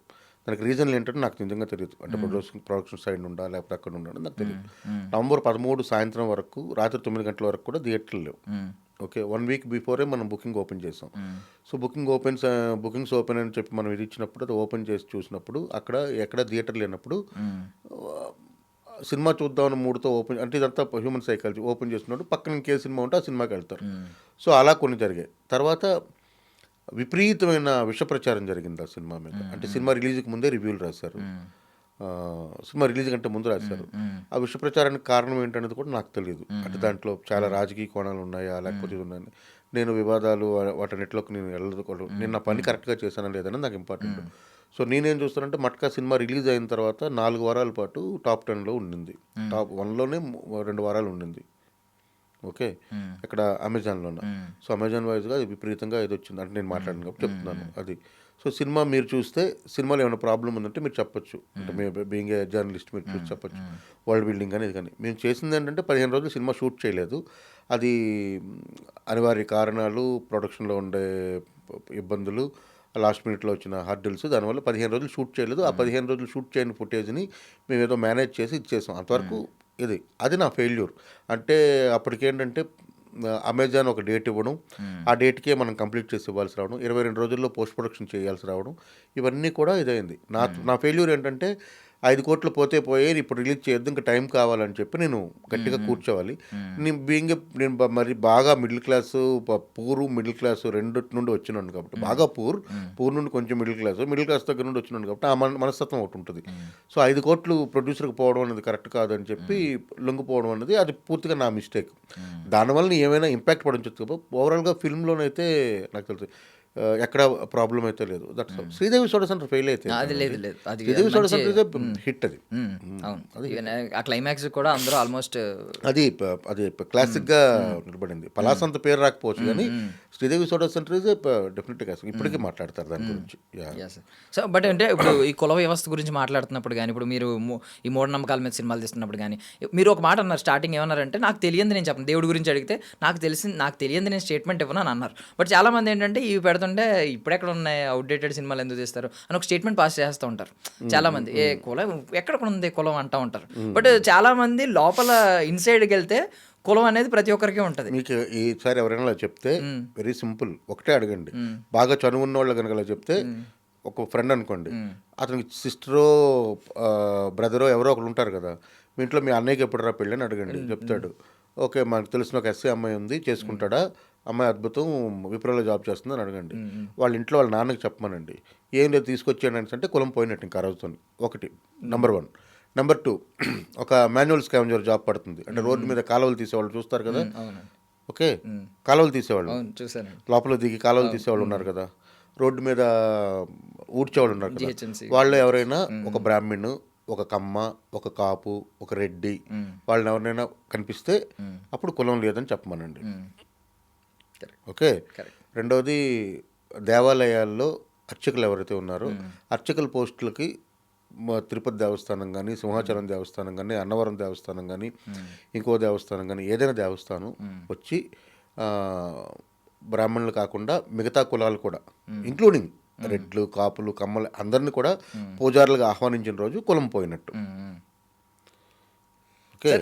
కాకపోతే సార్ ఇప్పుడు మీరు సినిమాల్లో ఇప్పుడు కొంచెం దిగువ వర్గాలు ఉన్న వాళ్ళని హీరోలుగా పెట్టడం, లేదంటే కొంచెం అగ్రవర్ణాల వాళ్ళని కొంచెం విలన్లుగా పెట్టడం, ఇప్పుడు ఇంత ఓపెన్గా బోల్డ్గా మాట్లాడడం, మిమ్మల్ని ఒక కులానికి ఒక వర్గానికి ఆపాదించేసే ప్రమాదం ఉంది కదా. అది వాళ్ళ ఇష్టం. నా కులం ఏంటి ఎవరికీ తెలియదు ఇప్పుడు యాక్చువల్గా.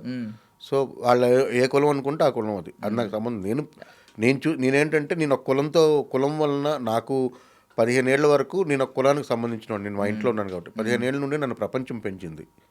సో అందులో అన్ని రకాల వాళ్ళు ఉన్నారు, అన్నీ నేను చూశాను కాబట్టి నేను చెప్పగలుగుతున్నాను అంతే. సో నేను ఇంటర్ కాస్ట్ మ్యారేజ్ చేసుకున్నాను, అదేం గొప్పగా చెప్పట్లేదు. నేను చూడలేదు, మా ఇంట్లో ఫస్ట్ ఒప్పుకోలేదు, తర్వాత ఒప్పుకున్నారు, అయిపోయింది. ఇప్పుడు నా 2 పిల్లలు ఉన్నారు. నా 2 పిల్లలకి వాళ్ళు ఏం చేసుకుంటారో వాళ్ళ ఇష్టం. అవన్నీ మనం చేయలేమండి, అది మనం చేయలేం, అంత ఈజీ కాదు. అప్లికేషన్ అది పెడతాం అంతే, బట్ అదంతా బయటికి చెప్పుకోవాల్సిన పని లేదు అంటున్నా. అది అయిపోయింది. ఇంకా మీరు ఏంటంటే పలాసలో మీరు చూస్తే పలాసలో 4 విలన్లు ఉంటారు. మీరు అడిగిన ప్రశ్నకు సమాధానం. 1 పెద్ద షావుకారు, 2 చిన్న షావుకారు, 2 అయిపోయారు కదా. తర్వాత ఉన్న 2 విలన్లలో ఒకడు బైరాగి, రెండోది బైరాగ్ కొడుకు.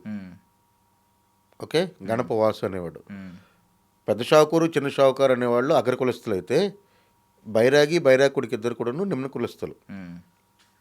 ఏ జాతికి అయితే అన్యాయం జరుగుతుందో ఆ జాతికి సంబంధించిన వాళ్ళే వీళ్ళు. అందుకని నేను ఎప్పుడు అలాగా అగ్రకులాల వాళ్ళు విలన్లు వీళ్ళు హీరోలు అని ఎప్పుడు చెప్పలేదు. హీరోలు విలన్లు రెండిట్లోనూ ఉంటారు, మనుషుల్లోనే ఉంటారు. నేను చెప్పదలుచుకున్నట్టు ఆ కథలో ఎలాగా ఇది జరిగింది అన్నది చెప్పడం నా ఉద్దేశం. అది ఇప్పుడు శ్రీదేవి సోడా సెంటర్లో విలన్ ఎవరు అని అంటే ఎవరు గురించి అంతే కదా. ఆయన ఏమి ఎవ్వరికి హ్యాండ్ చేయడు, ఆయన పొద్దున్న వేస్తే సోడా కొట్టి నడుపుకుంటాడు, ఊర్లో అందరి తలలో నాలుగులో ఉంటాడు. కులం వచ్చినప్పటికీ ప్రాబ్లం అవుతుంది. కుల పెద్దలు ఇదంతా అన్నీ ఉన్నాయి. ఎందుకు కులం లేదని ఎవరైనా చెప్తే అది హాస్యాస్పదం. అంతే. సింపుల్ అండి. చౌదరి, నాయుడు, రెడ్డి ఇవన్నీ లేకుండా ఒక ఐడెంటిటీతో బయటకు వచ్చి పని చేసుకొని అంతా బాగా జరుగుతుంది అనుకున్న రోజులు అప్పుడు కులంతా పోయినట్టు. అంతే సింపుల్. అంటే టిల్ డేట్ ఇప్పటికీ మాట్లాడుకుంటే మోస్ట్లీ ఇప్పుడు ఇండస్ట్రీలో పెద్ద పెద్ద టాప్ హీరోలు ఉన్నప్పుడు వాళ్ళ ఫ్యాన్స్ ఎవరనేది ఫిల్టర్ చేస్తే మోస్ట్లీ కులం బేస్డ్ మీద నడుస్తుంది. అందరికీ అదే అంటున్నాను కదా, కులం బేస్డే కదండి. ఫ్యాన్ వార్స్ అనేవి జరిగేవి కులం బేస్ మీద జరుగుతాయి. పొలిటికల్ ఫ్యాన్ వార్స్ అంటే పొలిటికల్ కూడా ఏంటి కులం బేస్ మీదే పార్టీలు నిర్మితం అవుతున్నాయి మనకి. మరి కులం లేదని ఎలా చెప్తారు మీరు? కరెక్ట్. ఇంకొకటి విన్నా అంటే లైవ్ ఇప్పుడు మనం మాట్లాడుతున్న టైంకి అయితే రాజకీయ పార్టీలు, ప్రధాన పార్టీలు ఏవైతే ఉన్నాయో అవన్నీ కులం బేస్డ్ పార్టీలా కాదా?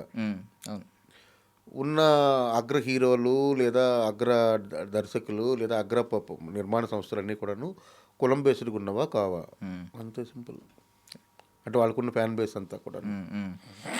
అండ్ మీరు మోస్ట్లీ పీరియాడికల్ డ్రామాలు తీస్తూ ఉంటారు. ఇప్పుడు చాలామంది అంటూ ఉంటారు నాకు తెలిసి, కరుణ కుమార్ గారు జాన్రా మార్చారు అని చెప్పి. అంటే పీరియాడికల్ డ్రామా నుంచి బయటకు వచ్చారు. ఇప్పుడు నాకు తెలిసి పీరియాడికల్ డ్రామా ఉంటుంది. ఇది ఇప్పుడు 26లో జరిగాయి కదా, ఇది 26లో జరుగుద్ది, 2050లో కూడా జరుగుద్ది. మనిషి ఉన్నంతకాలం ఇవన్నీ ఉంటాయి. అది పీరియాడికల్ డ్రామాకి నేను తక్కువ. ఇప్పుడు శ్రీదేవి సోడా సెంటర్ కాంటెంపరీ కదండి, అదేం పీరియాడికల్ కాదు. కళాపురం కూడా పీరియాడికల్ కాదు. మెట్రో కథలు కాదు. పలాస ఒక్కటే ఇది. తర్వాత మట్కా. ఇప్పుడు నెక్స్ట్ చేయబోయే 2 ప్రాజెక్టుల్లో ఒక దాంట్లో పీరియడ్ ఉంటుంది. డిపెండ్స్ కథ బట్టి. అంటే ఒక పీరియాడికల్ డ్రామా తీసుకుని ఏదన్నా మీరు ఒక సెన్సిటివ్ టాపిక్ని తీసుకున్నట్టు, like caste discrimination, socio political ఏమైనా ఎలిమెంట్స్ పెట్టినా కొంతమంది ఏమంటారంటే, ఇప్పుడు ప్రజెంట్ ఉన్న డేస్లో ఇలాంటివి సెన్సిటివ్ టాపిక్ టచ్ చేస్తే ఎవరొకరికి కనెక్ట్ అవుద్ది, డాట్స్ కనెక్ట్ అయ్యి వాళ్ళ నుంచి అబ్జెక్షన్స్ వస్తాయి, అందుకని పీరియాడికల్ డ్రామాలు ఎక్కువ తీస్తారు ఇలాంటి చిన్న ఎలిమెంట్స్ అని చెప్పి. కొంతవరకు నిజమై ఉండొచ్చు. నా విషయంలో అది నిజం కాదు. నేను అనుకున్న కథ నేను ఎందుకు పీరియడ్లోకి వెళ్తానంటే అందులో ఉన్న ఒక స్వార్థం ఏంటంటే మంచి ప్రెమైస్ని సెట్ చేయొచ్చు. రంగస్థలం ఎందుకు మన అందరికీ నచ్చిందంటే ఆ ప్రెమైస్. మున్సబు కరణము అనే వ్యవస్థ ఉన్నప్పుడు, ప్రెసిడెంట్ మున్సబు కరణం అనే వ్యవస్థ ఉన్నప్పుడు ఊర్లు ఎలా ఉండేవి అన్నది ఇప్పుడున్న వాళ్ళకి తెలియదు. మున్సబ్ అంటే తెలియదు, కరణం అంటే తెలియదు, ప్రెసిడెంట్ అంటే తెలియదు. అంతేనా? అంతేనండి. సో ఇప్పుడున్న జనరేషన్కి ఇలా ఉండేది అని చెప్పడంతో వెళ్ళి దాంతోపాటు ఒక సామాజిక పరమైన కథ చెప్పడం వలన రంగస్థానం అనేది మనకి అందరికి మనసులో నిలబడిపోయింది. ఓకే, ఇప్పుడు అది అలాగే అదే సేమ్ దీన్ని ఊరికి ఒక తూర్పుగోదావరి జిల్లాలోనో ఎక్కడో ఒక ఊర్లో పెట్టి అది చేసామనుకోండి, దానికి అంత ఇంపాక్ట్ వచ్చిండేదా అంటే రాదు. మీరు ఎప్పుడైతే ప్రెమిస్ క్రియేట్ చేశారో కొత్త రకమైన బట్టలు చూపించవచ్చు, కొత్త రకమైన ఇల్లు చూపించు, ప్రాపర్టీస్ చూపించచ్చు, ఒక ప్రెమిస్ చూపించవచ్చు, మనుషుల హావభావాలు, నడవడికలు, రేడియో గీడి అన్నీ ఉంటాయి. ఇవన్నీ కూడా మనకు కొత్తవి కదండి. అది ఇప్పుడు గ్రామ్ ఫోన్ రికార్డ్ అనేది నాకు తెలియదు. నేను పుట్టినప్పుడు గ్రామ్ ఫోన్ రికార్డు పోయింది. ఓకే, నాకు తెలిసింది క్యాసెట్ ఇది. సో గ్రామ్ ఫోన్ రికార్డ్ ఎలాగ ఆపరేట్ చేసేవారని తెలుసుకోవడం ఒక దీంట్లో చూసినప్పుడు నాకు కొంచెం కుతూహలం ఉంటుంది కదా, అలాగే ఏమైనా చూపించాను అంతే.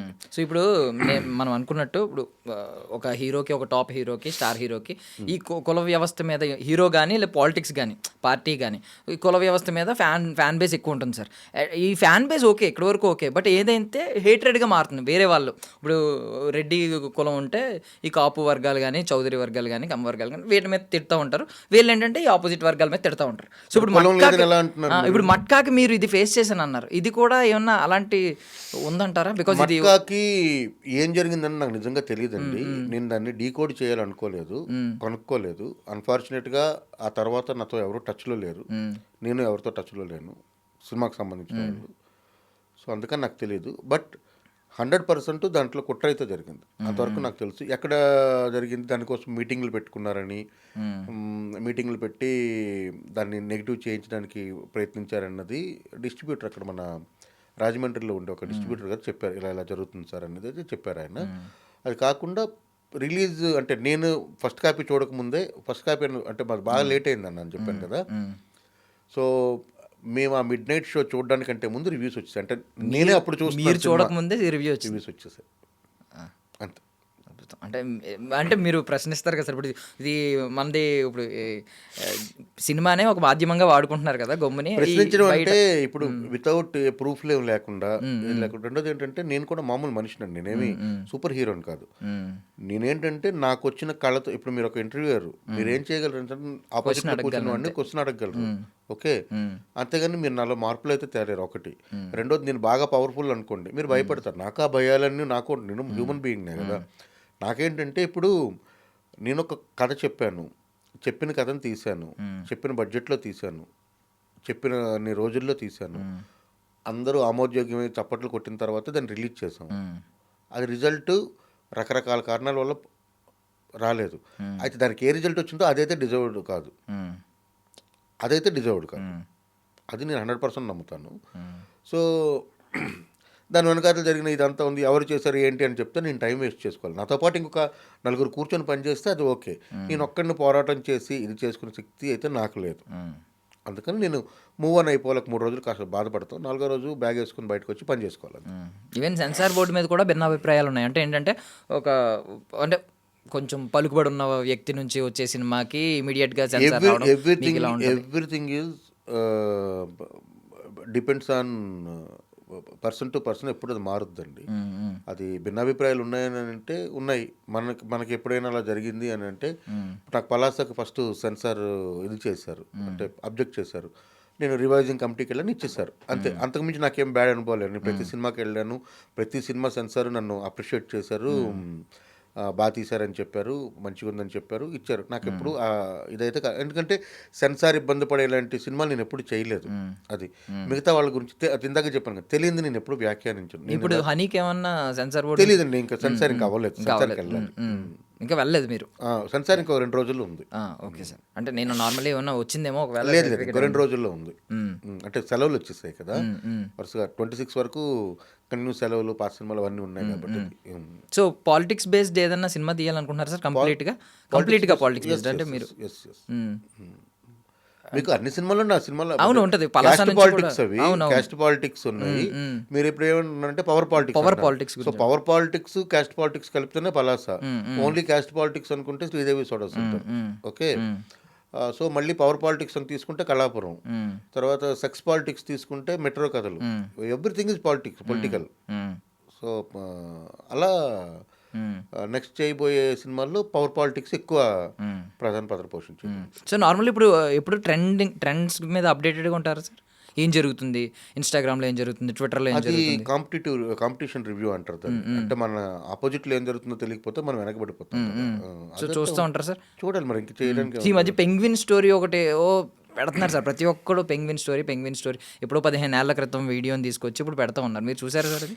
అది పూరి జగన్నాథ్ గారు చెప్పినట్టున్నారు అప్పుడే. అది పెంగ్విన్స్లో ఒక లక్షణం ఉంటుంది. ఆడ పెంగ్విన్ కనుక మగ పెంగ్విన్ మోసం చేస్తే, అంటే రిలేషన్షిప్లో మగ పెంగ్విన్ ఏంటంటే ఒక ఆడ పెంగ్విన్కి కట్టుబడి ఉంటుంది లైఫ్ టైం. ఆడ పెంగ్విన్కి అది ఉండదు. అది సమ్ టైమ్స్ అది ఇంకొక మగ పెంగ్విన్ కనుక ఇది ఇష్టపడితే ఈ ఏదైతే రిలేషన్షిప్లో ఉందో ఆ మగ పెంగ్విన్ చాలా దూరంగా, వీళ్ళందరికీ దూరంగా వెళ్ళిపోతుంది, ఐసోలేట్ అయిపోతుంది. ఒక సూసైడ్ చేసుకోవడం ఆల్మోస్ట్ అని చెప్పి అది అదంతా నాకు తెలియదు. చెప్పినట్టు గుర్తు పూరి గారు చెప్పారు అప్పట్లో. అదే అయ్యుండొచ్చు, నాకైతే నిజంగా తెలియదు. ఇప్పుడు ప్రతి ఒక్కరు ఇంక ఇదే పెడుతున్నారు, ఓపెన్ చేస్తే చాలు పెంగ్విన్ స్టోరీ అని చెప్పి ఎక్కడ పడితే అక్కడ ట్రెండ్ అవుతుంది. ఇప్పుడు నార్మల్లీ ఎప్పుడైనా ఈ ట్రెండింగ్ స్టోరీస్లో కొన్ని నవ్విస్తూ ఉంటాయి, కొన్ని ఆలోచింపజేస్తూ ఉంటాయి. ఇలాంటి వాటి నుంచి మీరు ఏమైనా ఇన్స్పైర్ అవుతారా సార్? లేదండి, నేను అంత సోషల్ మీడియా అంత ఎక్కువ ఉండను. నాకు ఒక ఇన్స్టాగ్రామ్ అకౌంట్ ఉంది, ఈమెయిల్ అంతే. ఫేస్బుక్ అనేది ఇన్స్టాగ్రామ్ ఉంది కాబట్టి అది ఉండాలని ఉంది కాబట్టి, బట్ నేను అందులో యాక్టివ్గా ఉన్నాను. ట్విట్టర్ అనేది అసలు జీరో, నాకు అసలు వాడడం కూడా రాదు. అంటే బేసిక్ మోస్ట్లీ ఇండస్ట్రీ వర్గాల వాళ్ళందరూ, ఎందుకంటే సీరియస్ టాపిక్స్ అన్ని ట్విట్టర్లో జరుగుతూ ఉంటాయి సార్. మీరు అన్నట్టు ఇప్పుడు ఈ యుద్ధాలు ఎవరిని కౌంటర్ చేద్దాం అనే డిస్కషన్ కూడా జరుగుతూ ఉంటుంది. అందుకని నేను అందులో ఉన్నంటున్నాను. అవన్నీ కూడా ఈ హీరోని కౌంటర్ చేద్దాంరా, రేపు సినిమాని ఆపాలి, ఈ టైపు డిస్కషన్స్ కూడా ఉంటాయి అందులో. అదేనండి, ఇప్పుడు ఒక హేట్రెడ్ జరుగుతున్న ప్లేస్కి వెళ్ళి మనం ఎందుకు అక్కడ ఉండాలి, దానివల్ల మనకు మనసు పాడవుతుంది తప్పదు. అందుకని నేను ఇన్స్టాగ్రామ్ అన్నది ఒకటి నాది ఉంది, అందులో ఇవన్నీ ఏం ఉండవు. మీరు జస్ట్ ఒక నాకు సినిమాకి సంబంధించిన పోస్ట్ ఏదైనా ఉంటే అది నేను పెట్టాలి అంతే, అంతకుమించి ఇంకేం. నెపోటిజం మీద ఎప్పుడైనా ఉన్నది సార్ మీకు ఏమన్నా? నెపోటిజం అంటూ ఏం లేదండి, అదంతా ఉట్టి మాట. నేను నెపోటిజం అయితే నమ్మను, అలాగే లేదు. ఇప్పుడు రేపు పొద్దున్న నా కొడుకు రావచ్చు అండి, ఆడు ఇద్దరు పిల్లలు రారు, అది వేరే విషయం, కానీ చెప్తున్నాను. నా కొడుకు రావచ్చు, వచ్చిన తర్వాత ఒక సినిమా వరకు నేను వచ్చి మీకు ఎవరికో వచ్చి నేను ఇప్పించగలుగుతాను. రెండో సినిమా అంతా నిలబడదు, వాడికి టాలెంట్ లేకపోతే. ఓన్లీ నెపోటిజం ఎంట్రీ లెవెల్ వరకు ఉపయోగపడుతుందండి. అంటే ఒక డైరెక్టర్ వచ్చి ఇక్కడికి వచ్చి కథ చెప్పి ఒక ప్రొడక్షన్ హౌస్ని అప్రోచ్ అయ్యి కథ చెప్పి ఒప్పించి సినిమా ఎక్కించడానికి ఒక 5 సంవత్సరాలు పడితే, నెపోటిజం అని మీరు ఏదైతే అంటున్నారో ఒక ఆల్రెడీ ఎస్టాబ్లిష్డ్ అయిన ఒక డైరెక్టరో లేకపోతే ఒక యాక్టరో, ఒక యాక్ట్రెస్ కొడుకో కూతురో ఇందులోకి రావాలనుకుంటే it can be little bit easy అంతే. అంటే సింపుల్గా ఏంటి సార్, ఇది పలాస అది అనకూడదు, టైటిల్ దానికి యాప్ట్ పెట్టారు. ఈ మట్కా కూడా అంటే దేనికది యాప్ట్ అవుతుంది, బట్ ఏంటంటే ఈ సింపుల్ ఫ్రేజెస్ ఉంటున్నాయి కదా, మీరు పలాస కానీ మట్కా కానీ ఇప్పుడు హనీ కానీ, ఇప్పుడు హనీ ఏంటండి ఈ టైటిల్స్ మనకి ఏమన్నా ఉంటుందండి మీ థాట్, మీకు ఒక ఐడియాలజీ? అంటే థాట్ ప్రాసెస్ హనీ అన్నది ఈ సినిమా మొత్తం, హనీ అని ఒక క్యారెక్టర్ మీద ఈ సినిమా మొత్తం నడుస్తుంది. ఓకే అంటే మీరు క్యారెక్టర్ పేరు వేరేది కూడా పెట్టాలనుకుంటే కొంచెం లేదు, సిమిలర్ అది కూడా మీకు అందులో ఇది ఉంటుంది. హనీ అదేం అనుకున్నది కాదు, యాక్చువల్గా సినిమా కోసం పెట్టింది కాదు ఇది. మీరు సినిమా కంటే ముందు కథ రాసేసాను నేను, ఇది లిటరేచర్కి రాసిన కథ, నా సవర్లకొండ అనే కథా సంపుట్లో ఒక కథ ఇది, దాని పేరు చీకటి. ఆ కథ పేరు సినిమాకి చీకటి అనే టైటిల్ పెట్టలేం కదా, ఆ కథలో హనీ అనే టైటిల్, హనీ అనే క్యారెక్టర్ అన్నీ ఉంటాయి. సో ఇక్కడికి వచ్చినప్పుడు హనీ అని పెట్టి, ఎందుకంటే కాంట్రాస్ట్ ఉంటుంది, రెండోది ఆ క్యారెక్టర్ మీద అంతా నడుస్తుంది కాబట్టి. సో ఇప్పుడు దర్శకుడిని అర్థం చేసుకుంటే అసలు దర్శకుడు ఏం చెప్పాలనుకుంటున్నాడు, లేదంటే ఒక హీరో ఎందుకు అలా పర్ఫామ్ చేశాడు, ఆ క్యారెక్టరైజేషన్ ఏంటి, ఆ కథ ఏంటి అనేది అర్థం చేసుకోగలిగితే, సింక్ అయితే అప్పుడు ఖచ్చితంగా బ్లాక్ బస్టర్ అవుతుంది సినిమా. ఇప్పుడు రంగస్థలం లాంటి సినిమా కానీ ఏదన్నా, ఒక్కొక్కసారి ఆడియన్స్ కూడా ఆ టైంలో సరిగ్గా అర్థం చేసుకోలేక తర్వాత 10 సంవత్సరాల తర్వాత రిలీజుల్లో సూపర్ హిట్లు చేసిన సినిమాలు చాలా ఉన్నాయి. సో మీరు ఆ బాధ్యత మీద వేసుకుని, బికాస్ డబ్బులు మీవి సార్, మీది రేపొద్దున్న పేరు వచ్చినా మీకే వచ్చేది. సో ఇలా ఉన్నప్పుడు మీరు ఆ బాధ్యతను ఎలా తీసుకుంటారు సార్? అంటే ఆడియన్కి మన సినిమా నేను ఏం చెప్పాలనుకుంటున్నాను అనేది క్లియర్గా ముందే అర్థమయ్యేలాగా ఆడియన్ థియేటర్లోకి ఎలా రావాలి అని ఎలా ప్రిపేర్ చేస్తారు సార్ మైండ్? అంటే అదంతా ఇప్పుడు ఒక ప్రమోషనల్ కంటెంట్ వదులుతున్నాను, అంటే ఇంటర్వ్యూస్లో ఈ సినిమా దేని గురించి అని చెప్తున్నాము, తర్వాత టీజర్ ట్రైలర్ ద్వారా ఇలాంటి సినిమా అని చెప్తున్నాము. సో అంతే, నేను కాదు ఎవరైనా అంతే చేయగలుగుతాం. ఆడియన్ అర్థం చేసుకుంటాడు, ఆడియన్ ఎప్పుడూ అర్థం చేసుకుంటాడు. కొన్నిసార్లు అది మిస్‌ఫైర్ అవ్వచ్చు, చెప్పలేము. అంతే. అంటే ఇప్పుడు ఇలాంటి సినిమా చూసి "ఓ, ఇది బాబాయ్ ఇది బీభత్సంగా భయపెట్టే సినిమా అని చెప్పి అనుకుంటూ ఉంటాడు కొంతమంది. అంటే పూర్తిగా ఈ ప్రమోషనల్ కంటెంట్ని ఫాలో అవ్వకుండా అని టీజరో ట్రైలరో చూసి అబ్బా ఇది భయపెట్టేలా ఉంది బీభత్సంగా అని వచ్చేవాడు ఉంటాడు. వచ్చిన తర్వాత అసలు ఇది ఇది హారర్ సినిమా కాదు, ఇది వేరే సినిమా అని చెప్పి అంటే కొంతమంది కథ బాగుందిరా ఇది బాగుందిరా అని అర్థం చేసుకునే వాళ్ళు ఉంటారు. కొంతమంది ఏంటంటే వాడు ఫిక్స్ అయ్యింది నేను హారర్కే ఫిక్స్ అయ్యాను నాకు దెయ్యం కావాలి అని వచ్చినోడు ఖచ్చితంగా డిసప్పాయింట్ అయ్యి వెళ్తాడు. అయితే ఇందులో అది ఉండదు. ఇందులో దెయ్యం లేకపోయినా హర్రర్ ఉంటుంది, ఆ భయం ఉంటుంది. ఇప్పుడు హర్రర్ సినిమాలు ఏంటంటే మనకు దెయ్యం ఒకసారి రివీల్ అయిపోయిన తర్వాత ఇంకా అది ఏ మూమెంట్ ఒక చిన్న చీకటి రాగానే ఇప్పుడు దెయ్యం వస్తుందేమో అన్న ఒక దీంట్లోంచి ఆ రష్ నడుస్తుంటుంది లోపల, దాని మీద వచ్చే ఆ థ్రిల్ కోసం చూస్తాం. ఇందులో ఏంటంటే ఫస్ట్ రిచువల్ ఒకటి అవుతుంది. ఆ రిచువల్ అయిన దగ్గర నుండే అదొక డిస్టర్బెన్సు అన్ఈజీనెస్ ఉంటుంది, అది క్యారీ అవుతుంటుంది. అదే హర్రర్ ఈ సినిమాలో. ఆ హర్రర్ కోసం వెయిట్ చేస్తాం. రెండోది ఆ హర్రర్ ఫీలింగ్ ఇస్తుంది, అట్ ద సేమ్ టైం అది డిస్టర్బింగ్ ఫీలింగ్ ఉంటుంది. అంటే కొన్ని సినిమాల గురించి విన్నది ఏంటంటే మసూదా సినిమా గురించి సార్ చాలా మంది చెప్పిన కాంప్లిమెంట్ అంటే అసలు దెయ్యం మొహమే ఉండదు దానిలో, జస్ట్ బుర్కా వేసుకున్న అమ్మాయి ఉంటుంది అంతే, కానీ అది భయపెట్టిన తీరు ఒక రేంజ్. అవును, అంటే కరెక్ట్గా ఎలా భయపెట్టాలనేది సైకలాజికల్ ఎలిమెంటే, దెయ్యం అవసరం లేదు, జంప్ స్కేర్స్ అవసరం లేదు, ఏం అవసరం. అవును, ఇది అలాంటిది. ఇప్పుడు ఇందులో అంటే ఒక మనిషి మామూలుగా ఇలా ఉన్న సింపుల్ అండి. ఇప్పుడు నన్ను ఇలా చూశారు కదా, నన్ను ఇలా చూశారు, నన్ను చూడగానే మీకు ఏమనిపిస్తుంది? ఒక అసెస్మెంట్ చెప్పండి ఊరికనే. అంటే ఒక సీరియస్ కైండ్ ఆఫ్, నేను ఏమనుకున్నానంటే ఒక serious kind of film maker. మీరు అన్నారు ఇందాక నా సెట్స్ అంతా చాలా జోవియల్గా ఉంటాయి, నేను అది బిలీవ్ చేయలేదు సార్. ఇప్పుడు మీరు చెప్పారు ఓకే ఫైన్, సరే అది బిలీవ్ చేయకపోయినా పర్లేదు, కానీ నేను సీరియస్గా క్రియేట్ చేస్తాను. ఎవరో అడిగారు మీరు కొడతారంట కదా అంటే నేనేమన్నా కొడతాను అడిగాను. సో ఇప్పుడు నా మీద మీకు ఇలా ఒక అభిప్రాయం కలిగింది కదా. ఇదే నేను రోజు రాత్రి శ్మశానంలో కూర్చొని దేని గురించో పూజ చేస్తాను, ఒట్టు మీద గుడ్డలు లేకుండా అని మీకు తెలిసిందనుకోండి, అప్పుడు మీకు కలిగే భయం ఒకటి ఉంటుంది కదా, అదే ఈ సినిమా. ఓకే, నేను ఇక్కడే మీ ఐ డ్రీమ్లో జాయిన్ అయ్యాను అనుకుందాం, ఏదో కంటెంట్ హెడ్ గానో దేని కిందో నన్ను ఇక్కడ పెట్టారు. అప్పుడు మీకు నాతో ఇంటరాక్షన్ ఎలా ఉంటుంది రెండు తెలిసిన తర్వాత? నేను అసలు మీకు దరిదాపుల్లో అంతే కదా, ఉంటాను.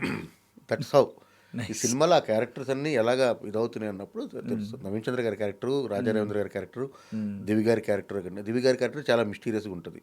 ఈ సినిమాలో మొత్తం పాజిటివ్గా ఉండే క్యారెక్టర్ ఎవరు అంటే దివ్య పిల్లయ్య గారు. యా, అంటే అమెజాన్ ప్రైమే తీసుకుంది ఓటీటీ రైట్స్ అని చెప్పి ఆల్రెడీ విన్నాం. అంటే మంచిగా బిజినెస్ అంతా కూడా చాలా ప్రాపర్గా ప్రీ బిజినెస్ అంతా అయింది. So I wish all success sir. ఖచ్చితంగా ఇది కొంచెం పాజిటివ్గా అవ్వాలని, మీరు ఎంత డిస్టర్బ్ చేస్తే మేము కూడా అంత గొప్ప సక్సెస్ ఇవ్వాలని కోరుకుంటున్నాం sir. Thank you so much మీ విలువైన సమయాన్ని మాకు ఇచ్చినందుకు. Thank you very much. That's all for now. This is Darshan signing of.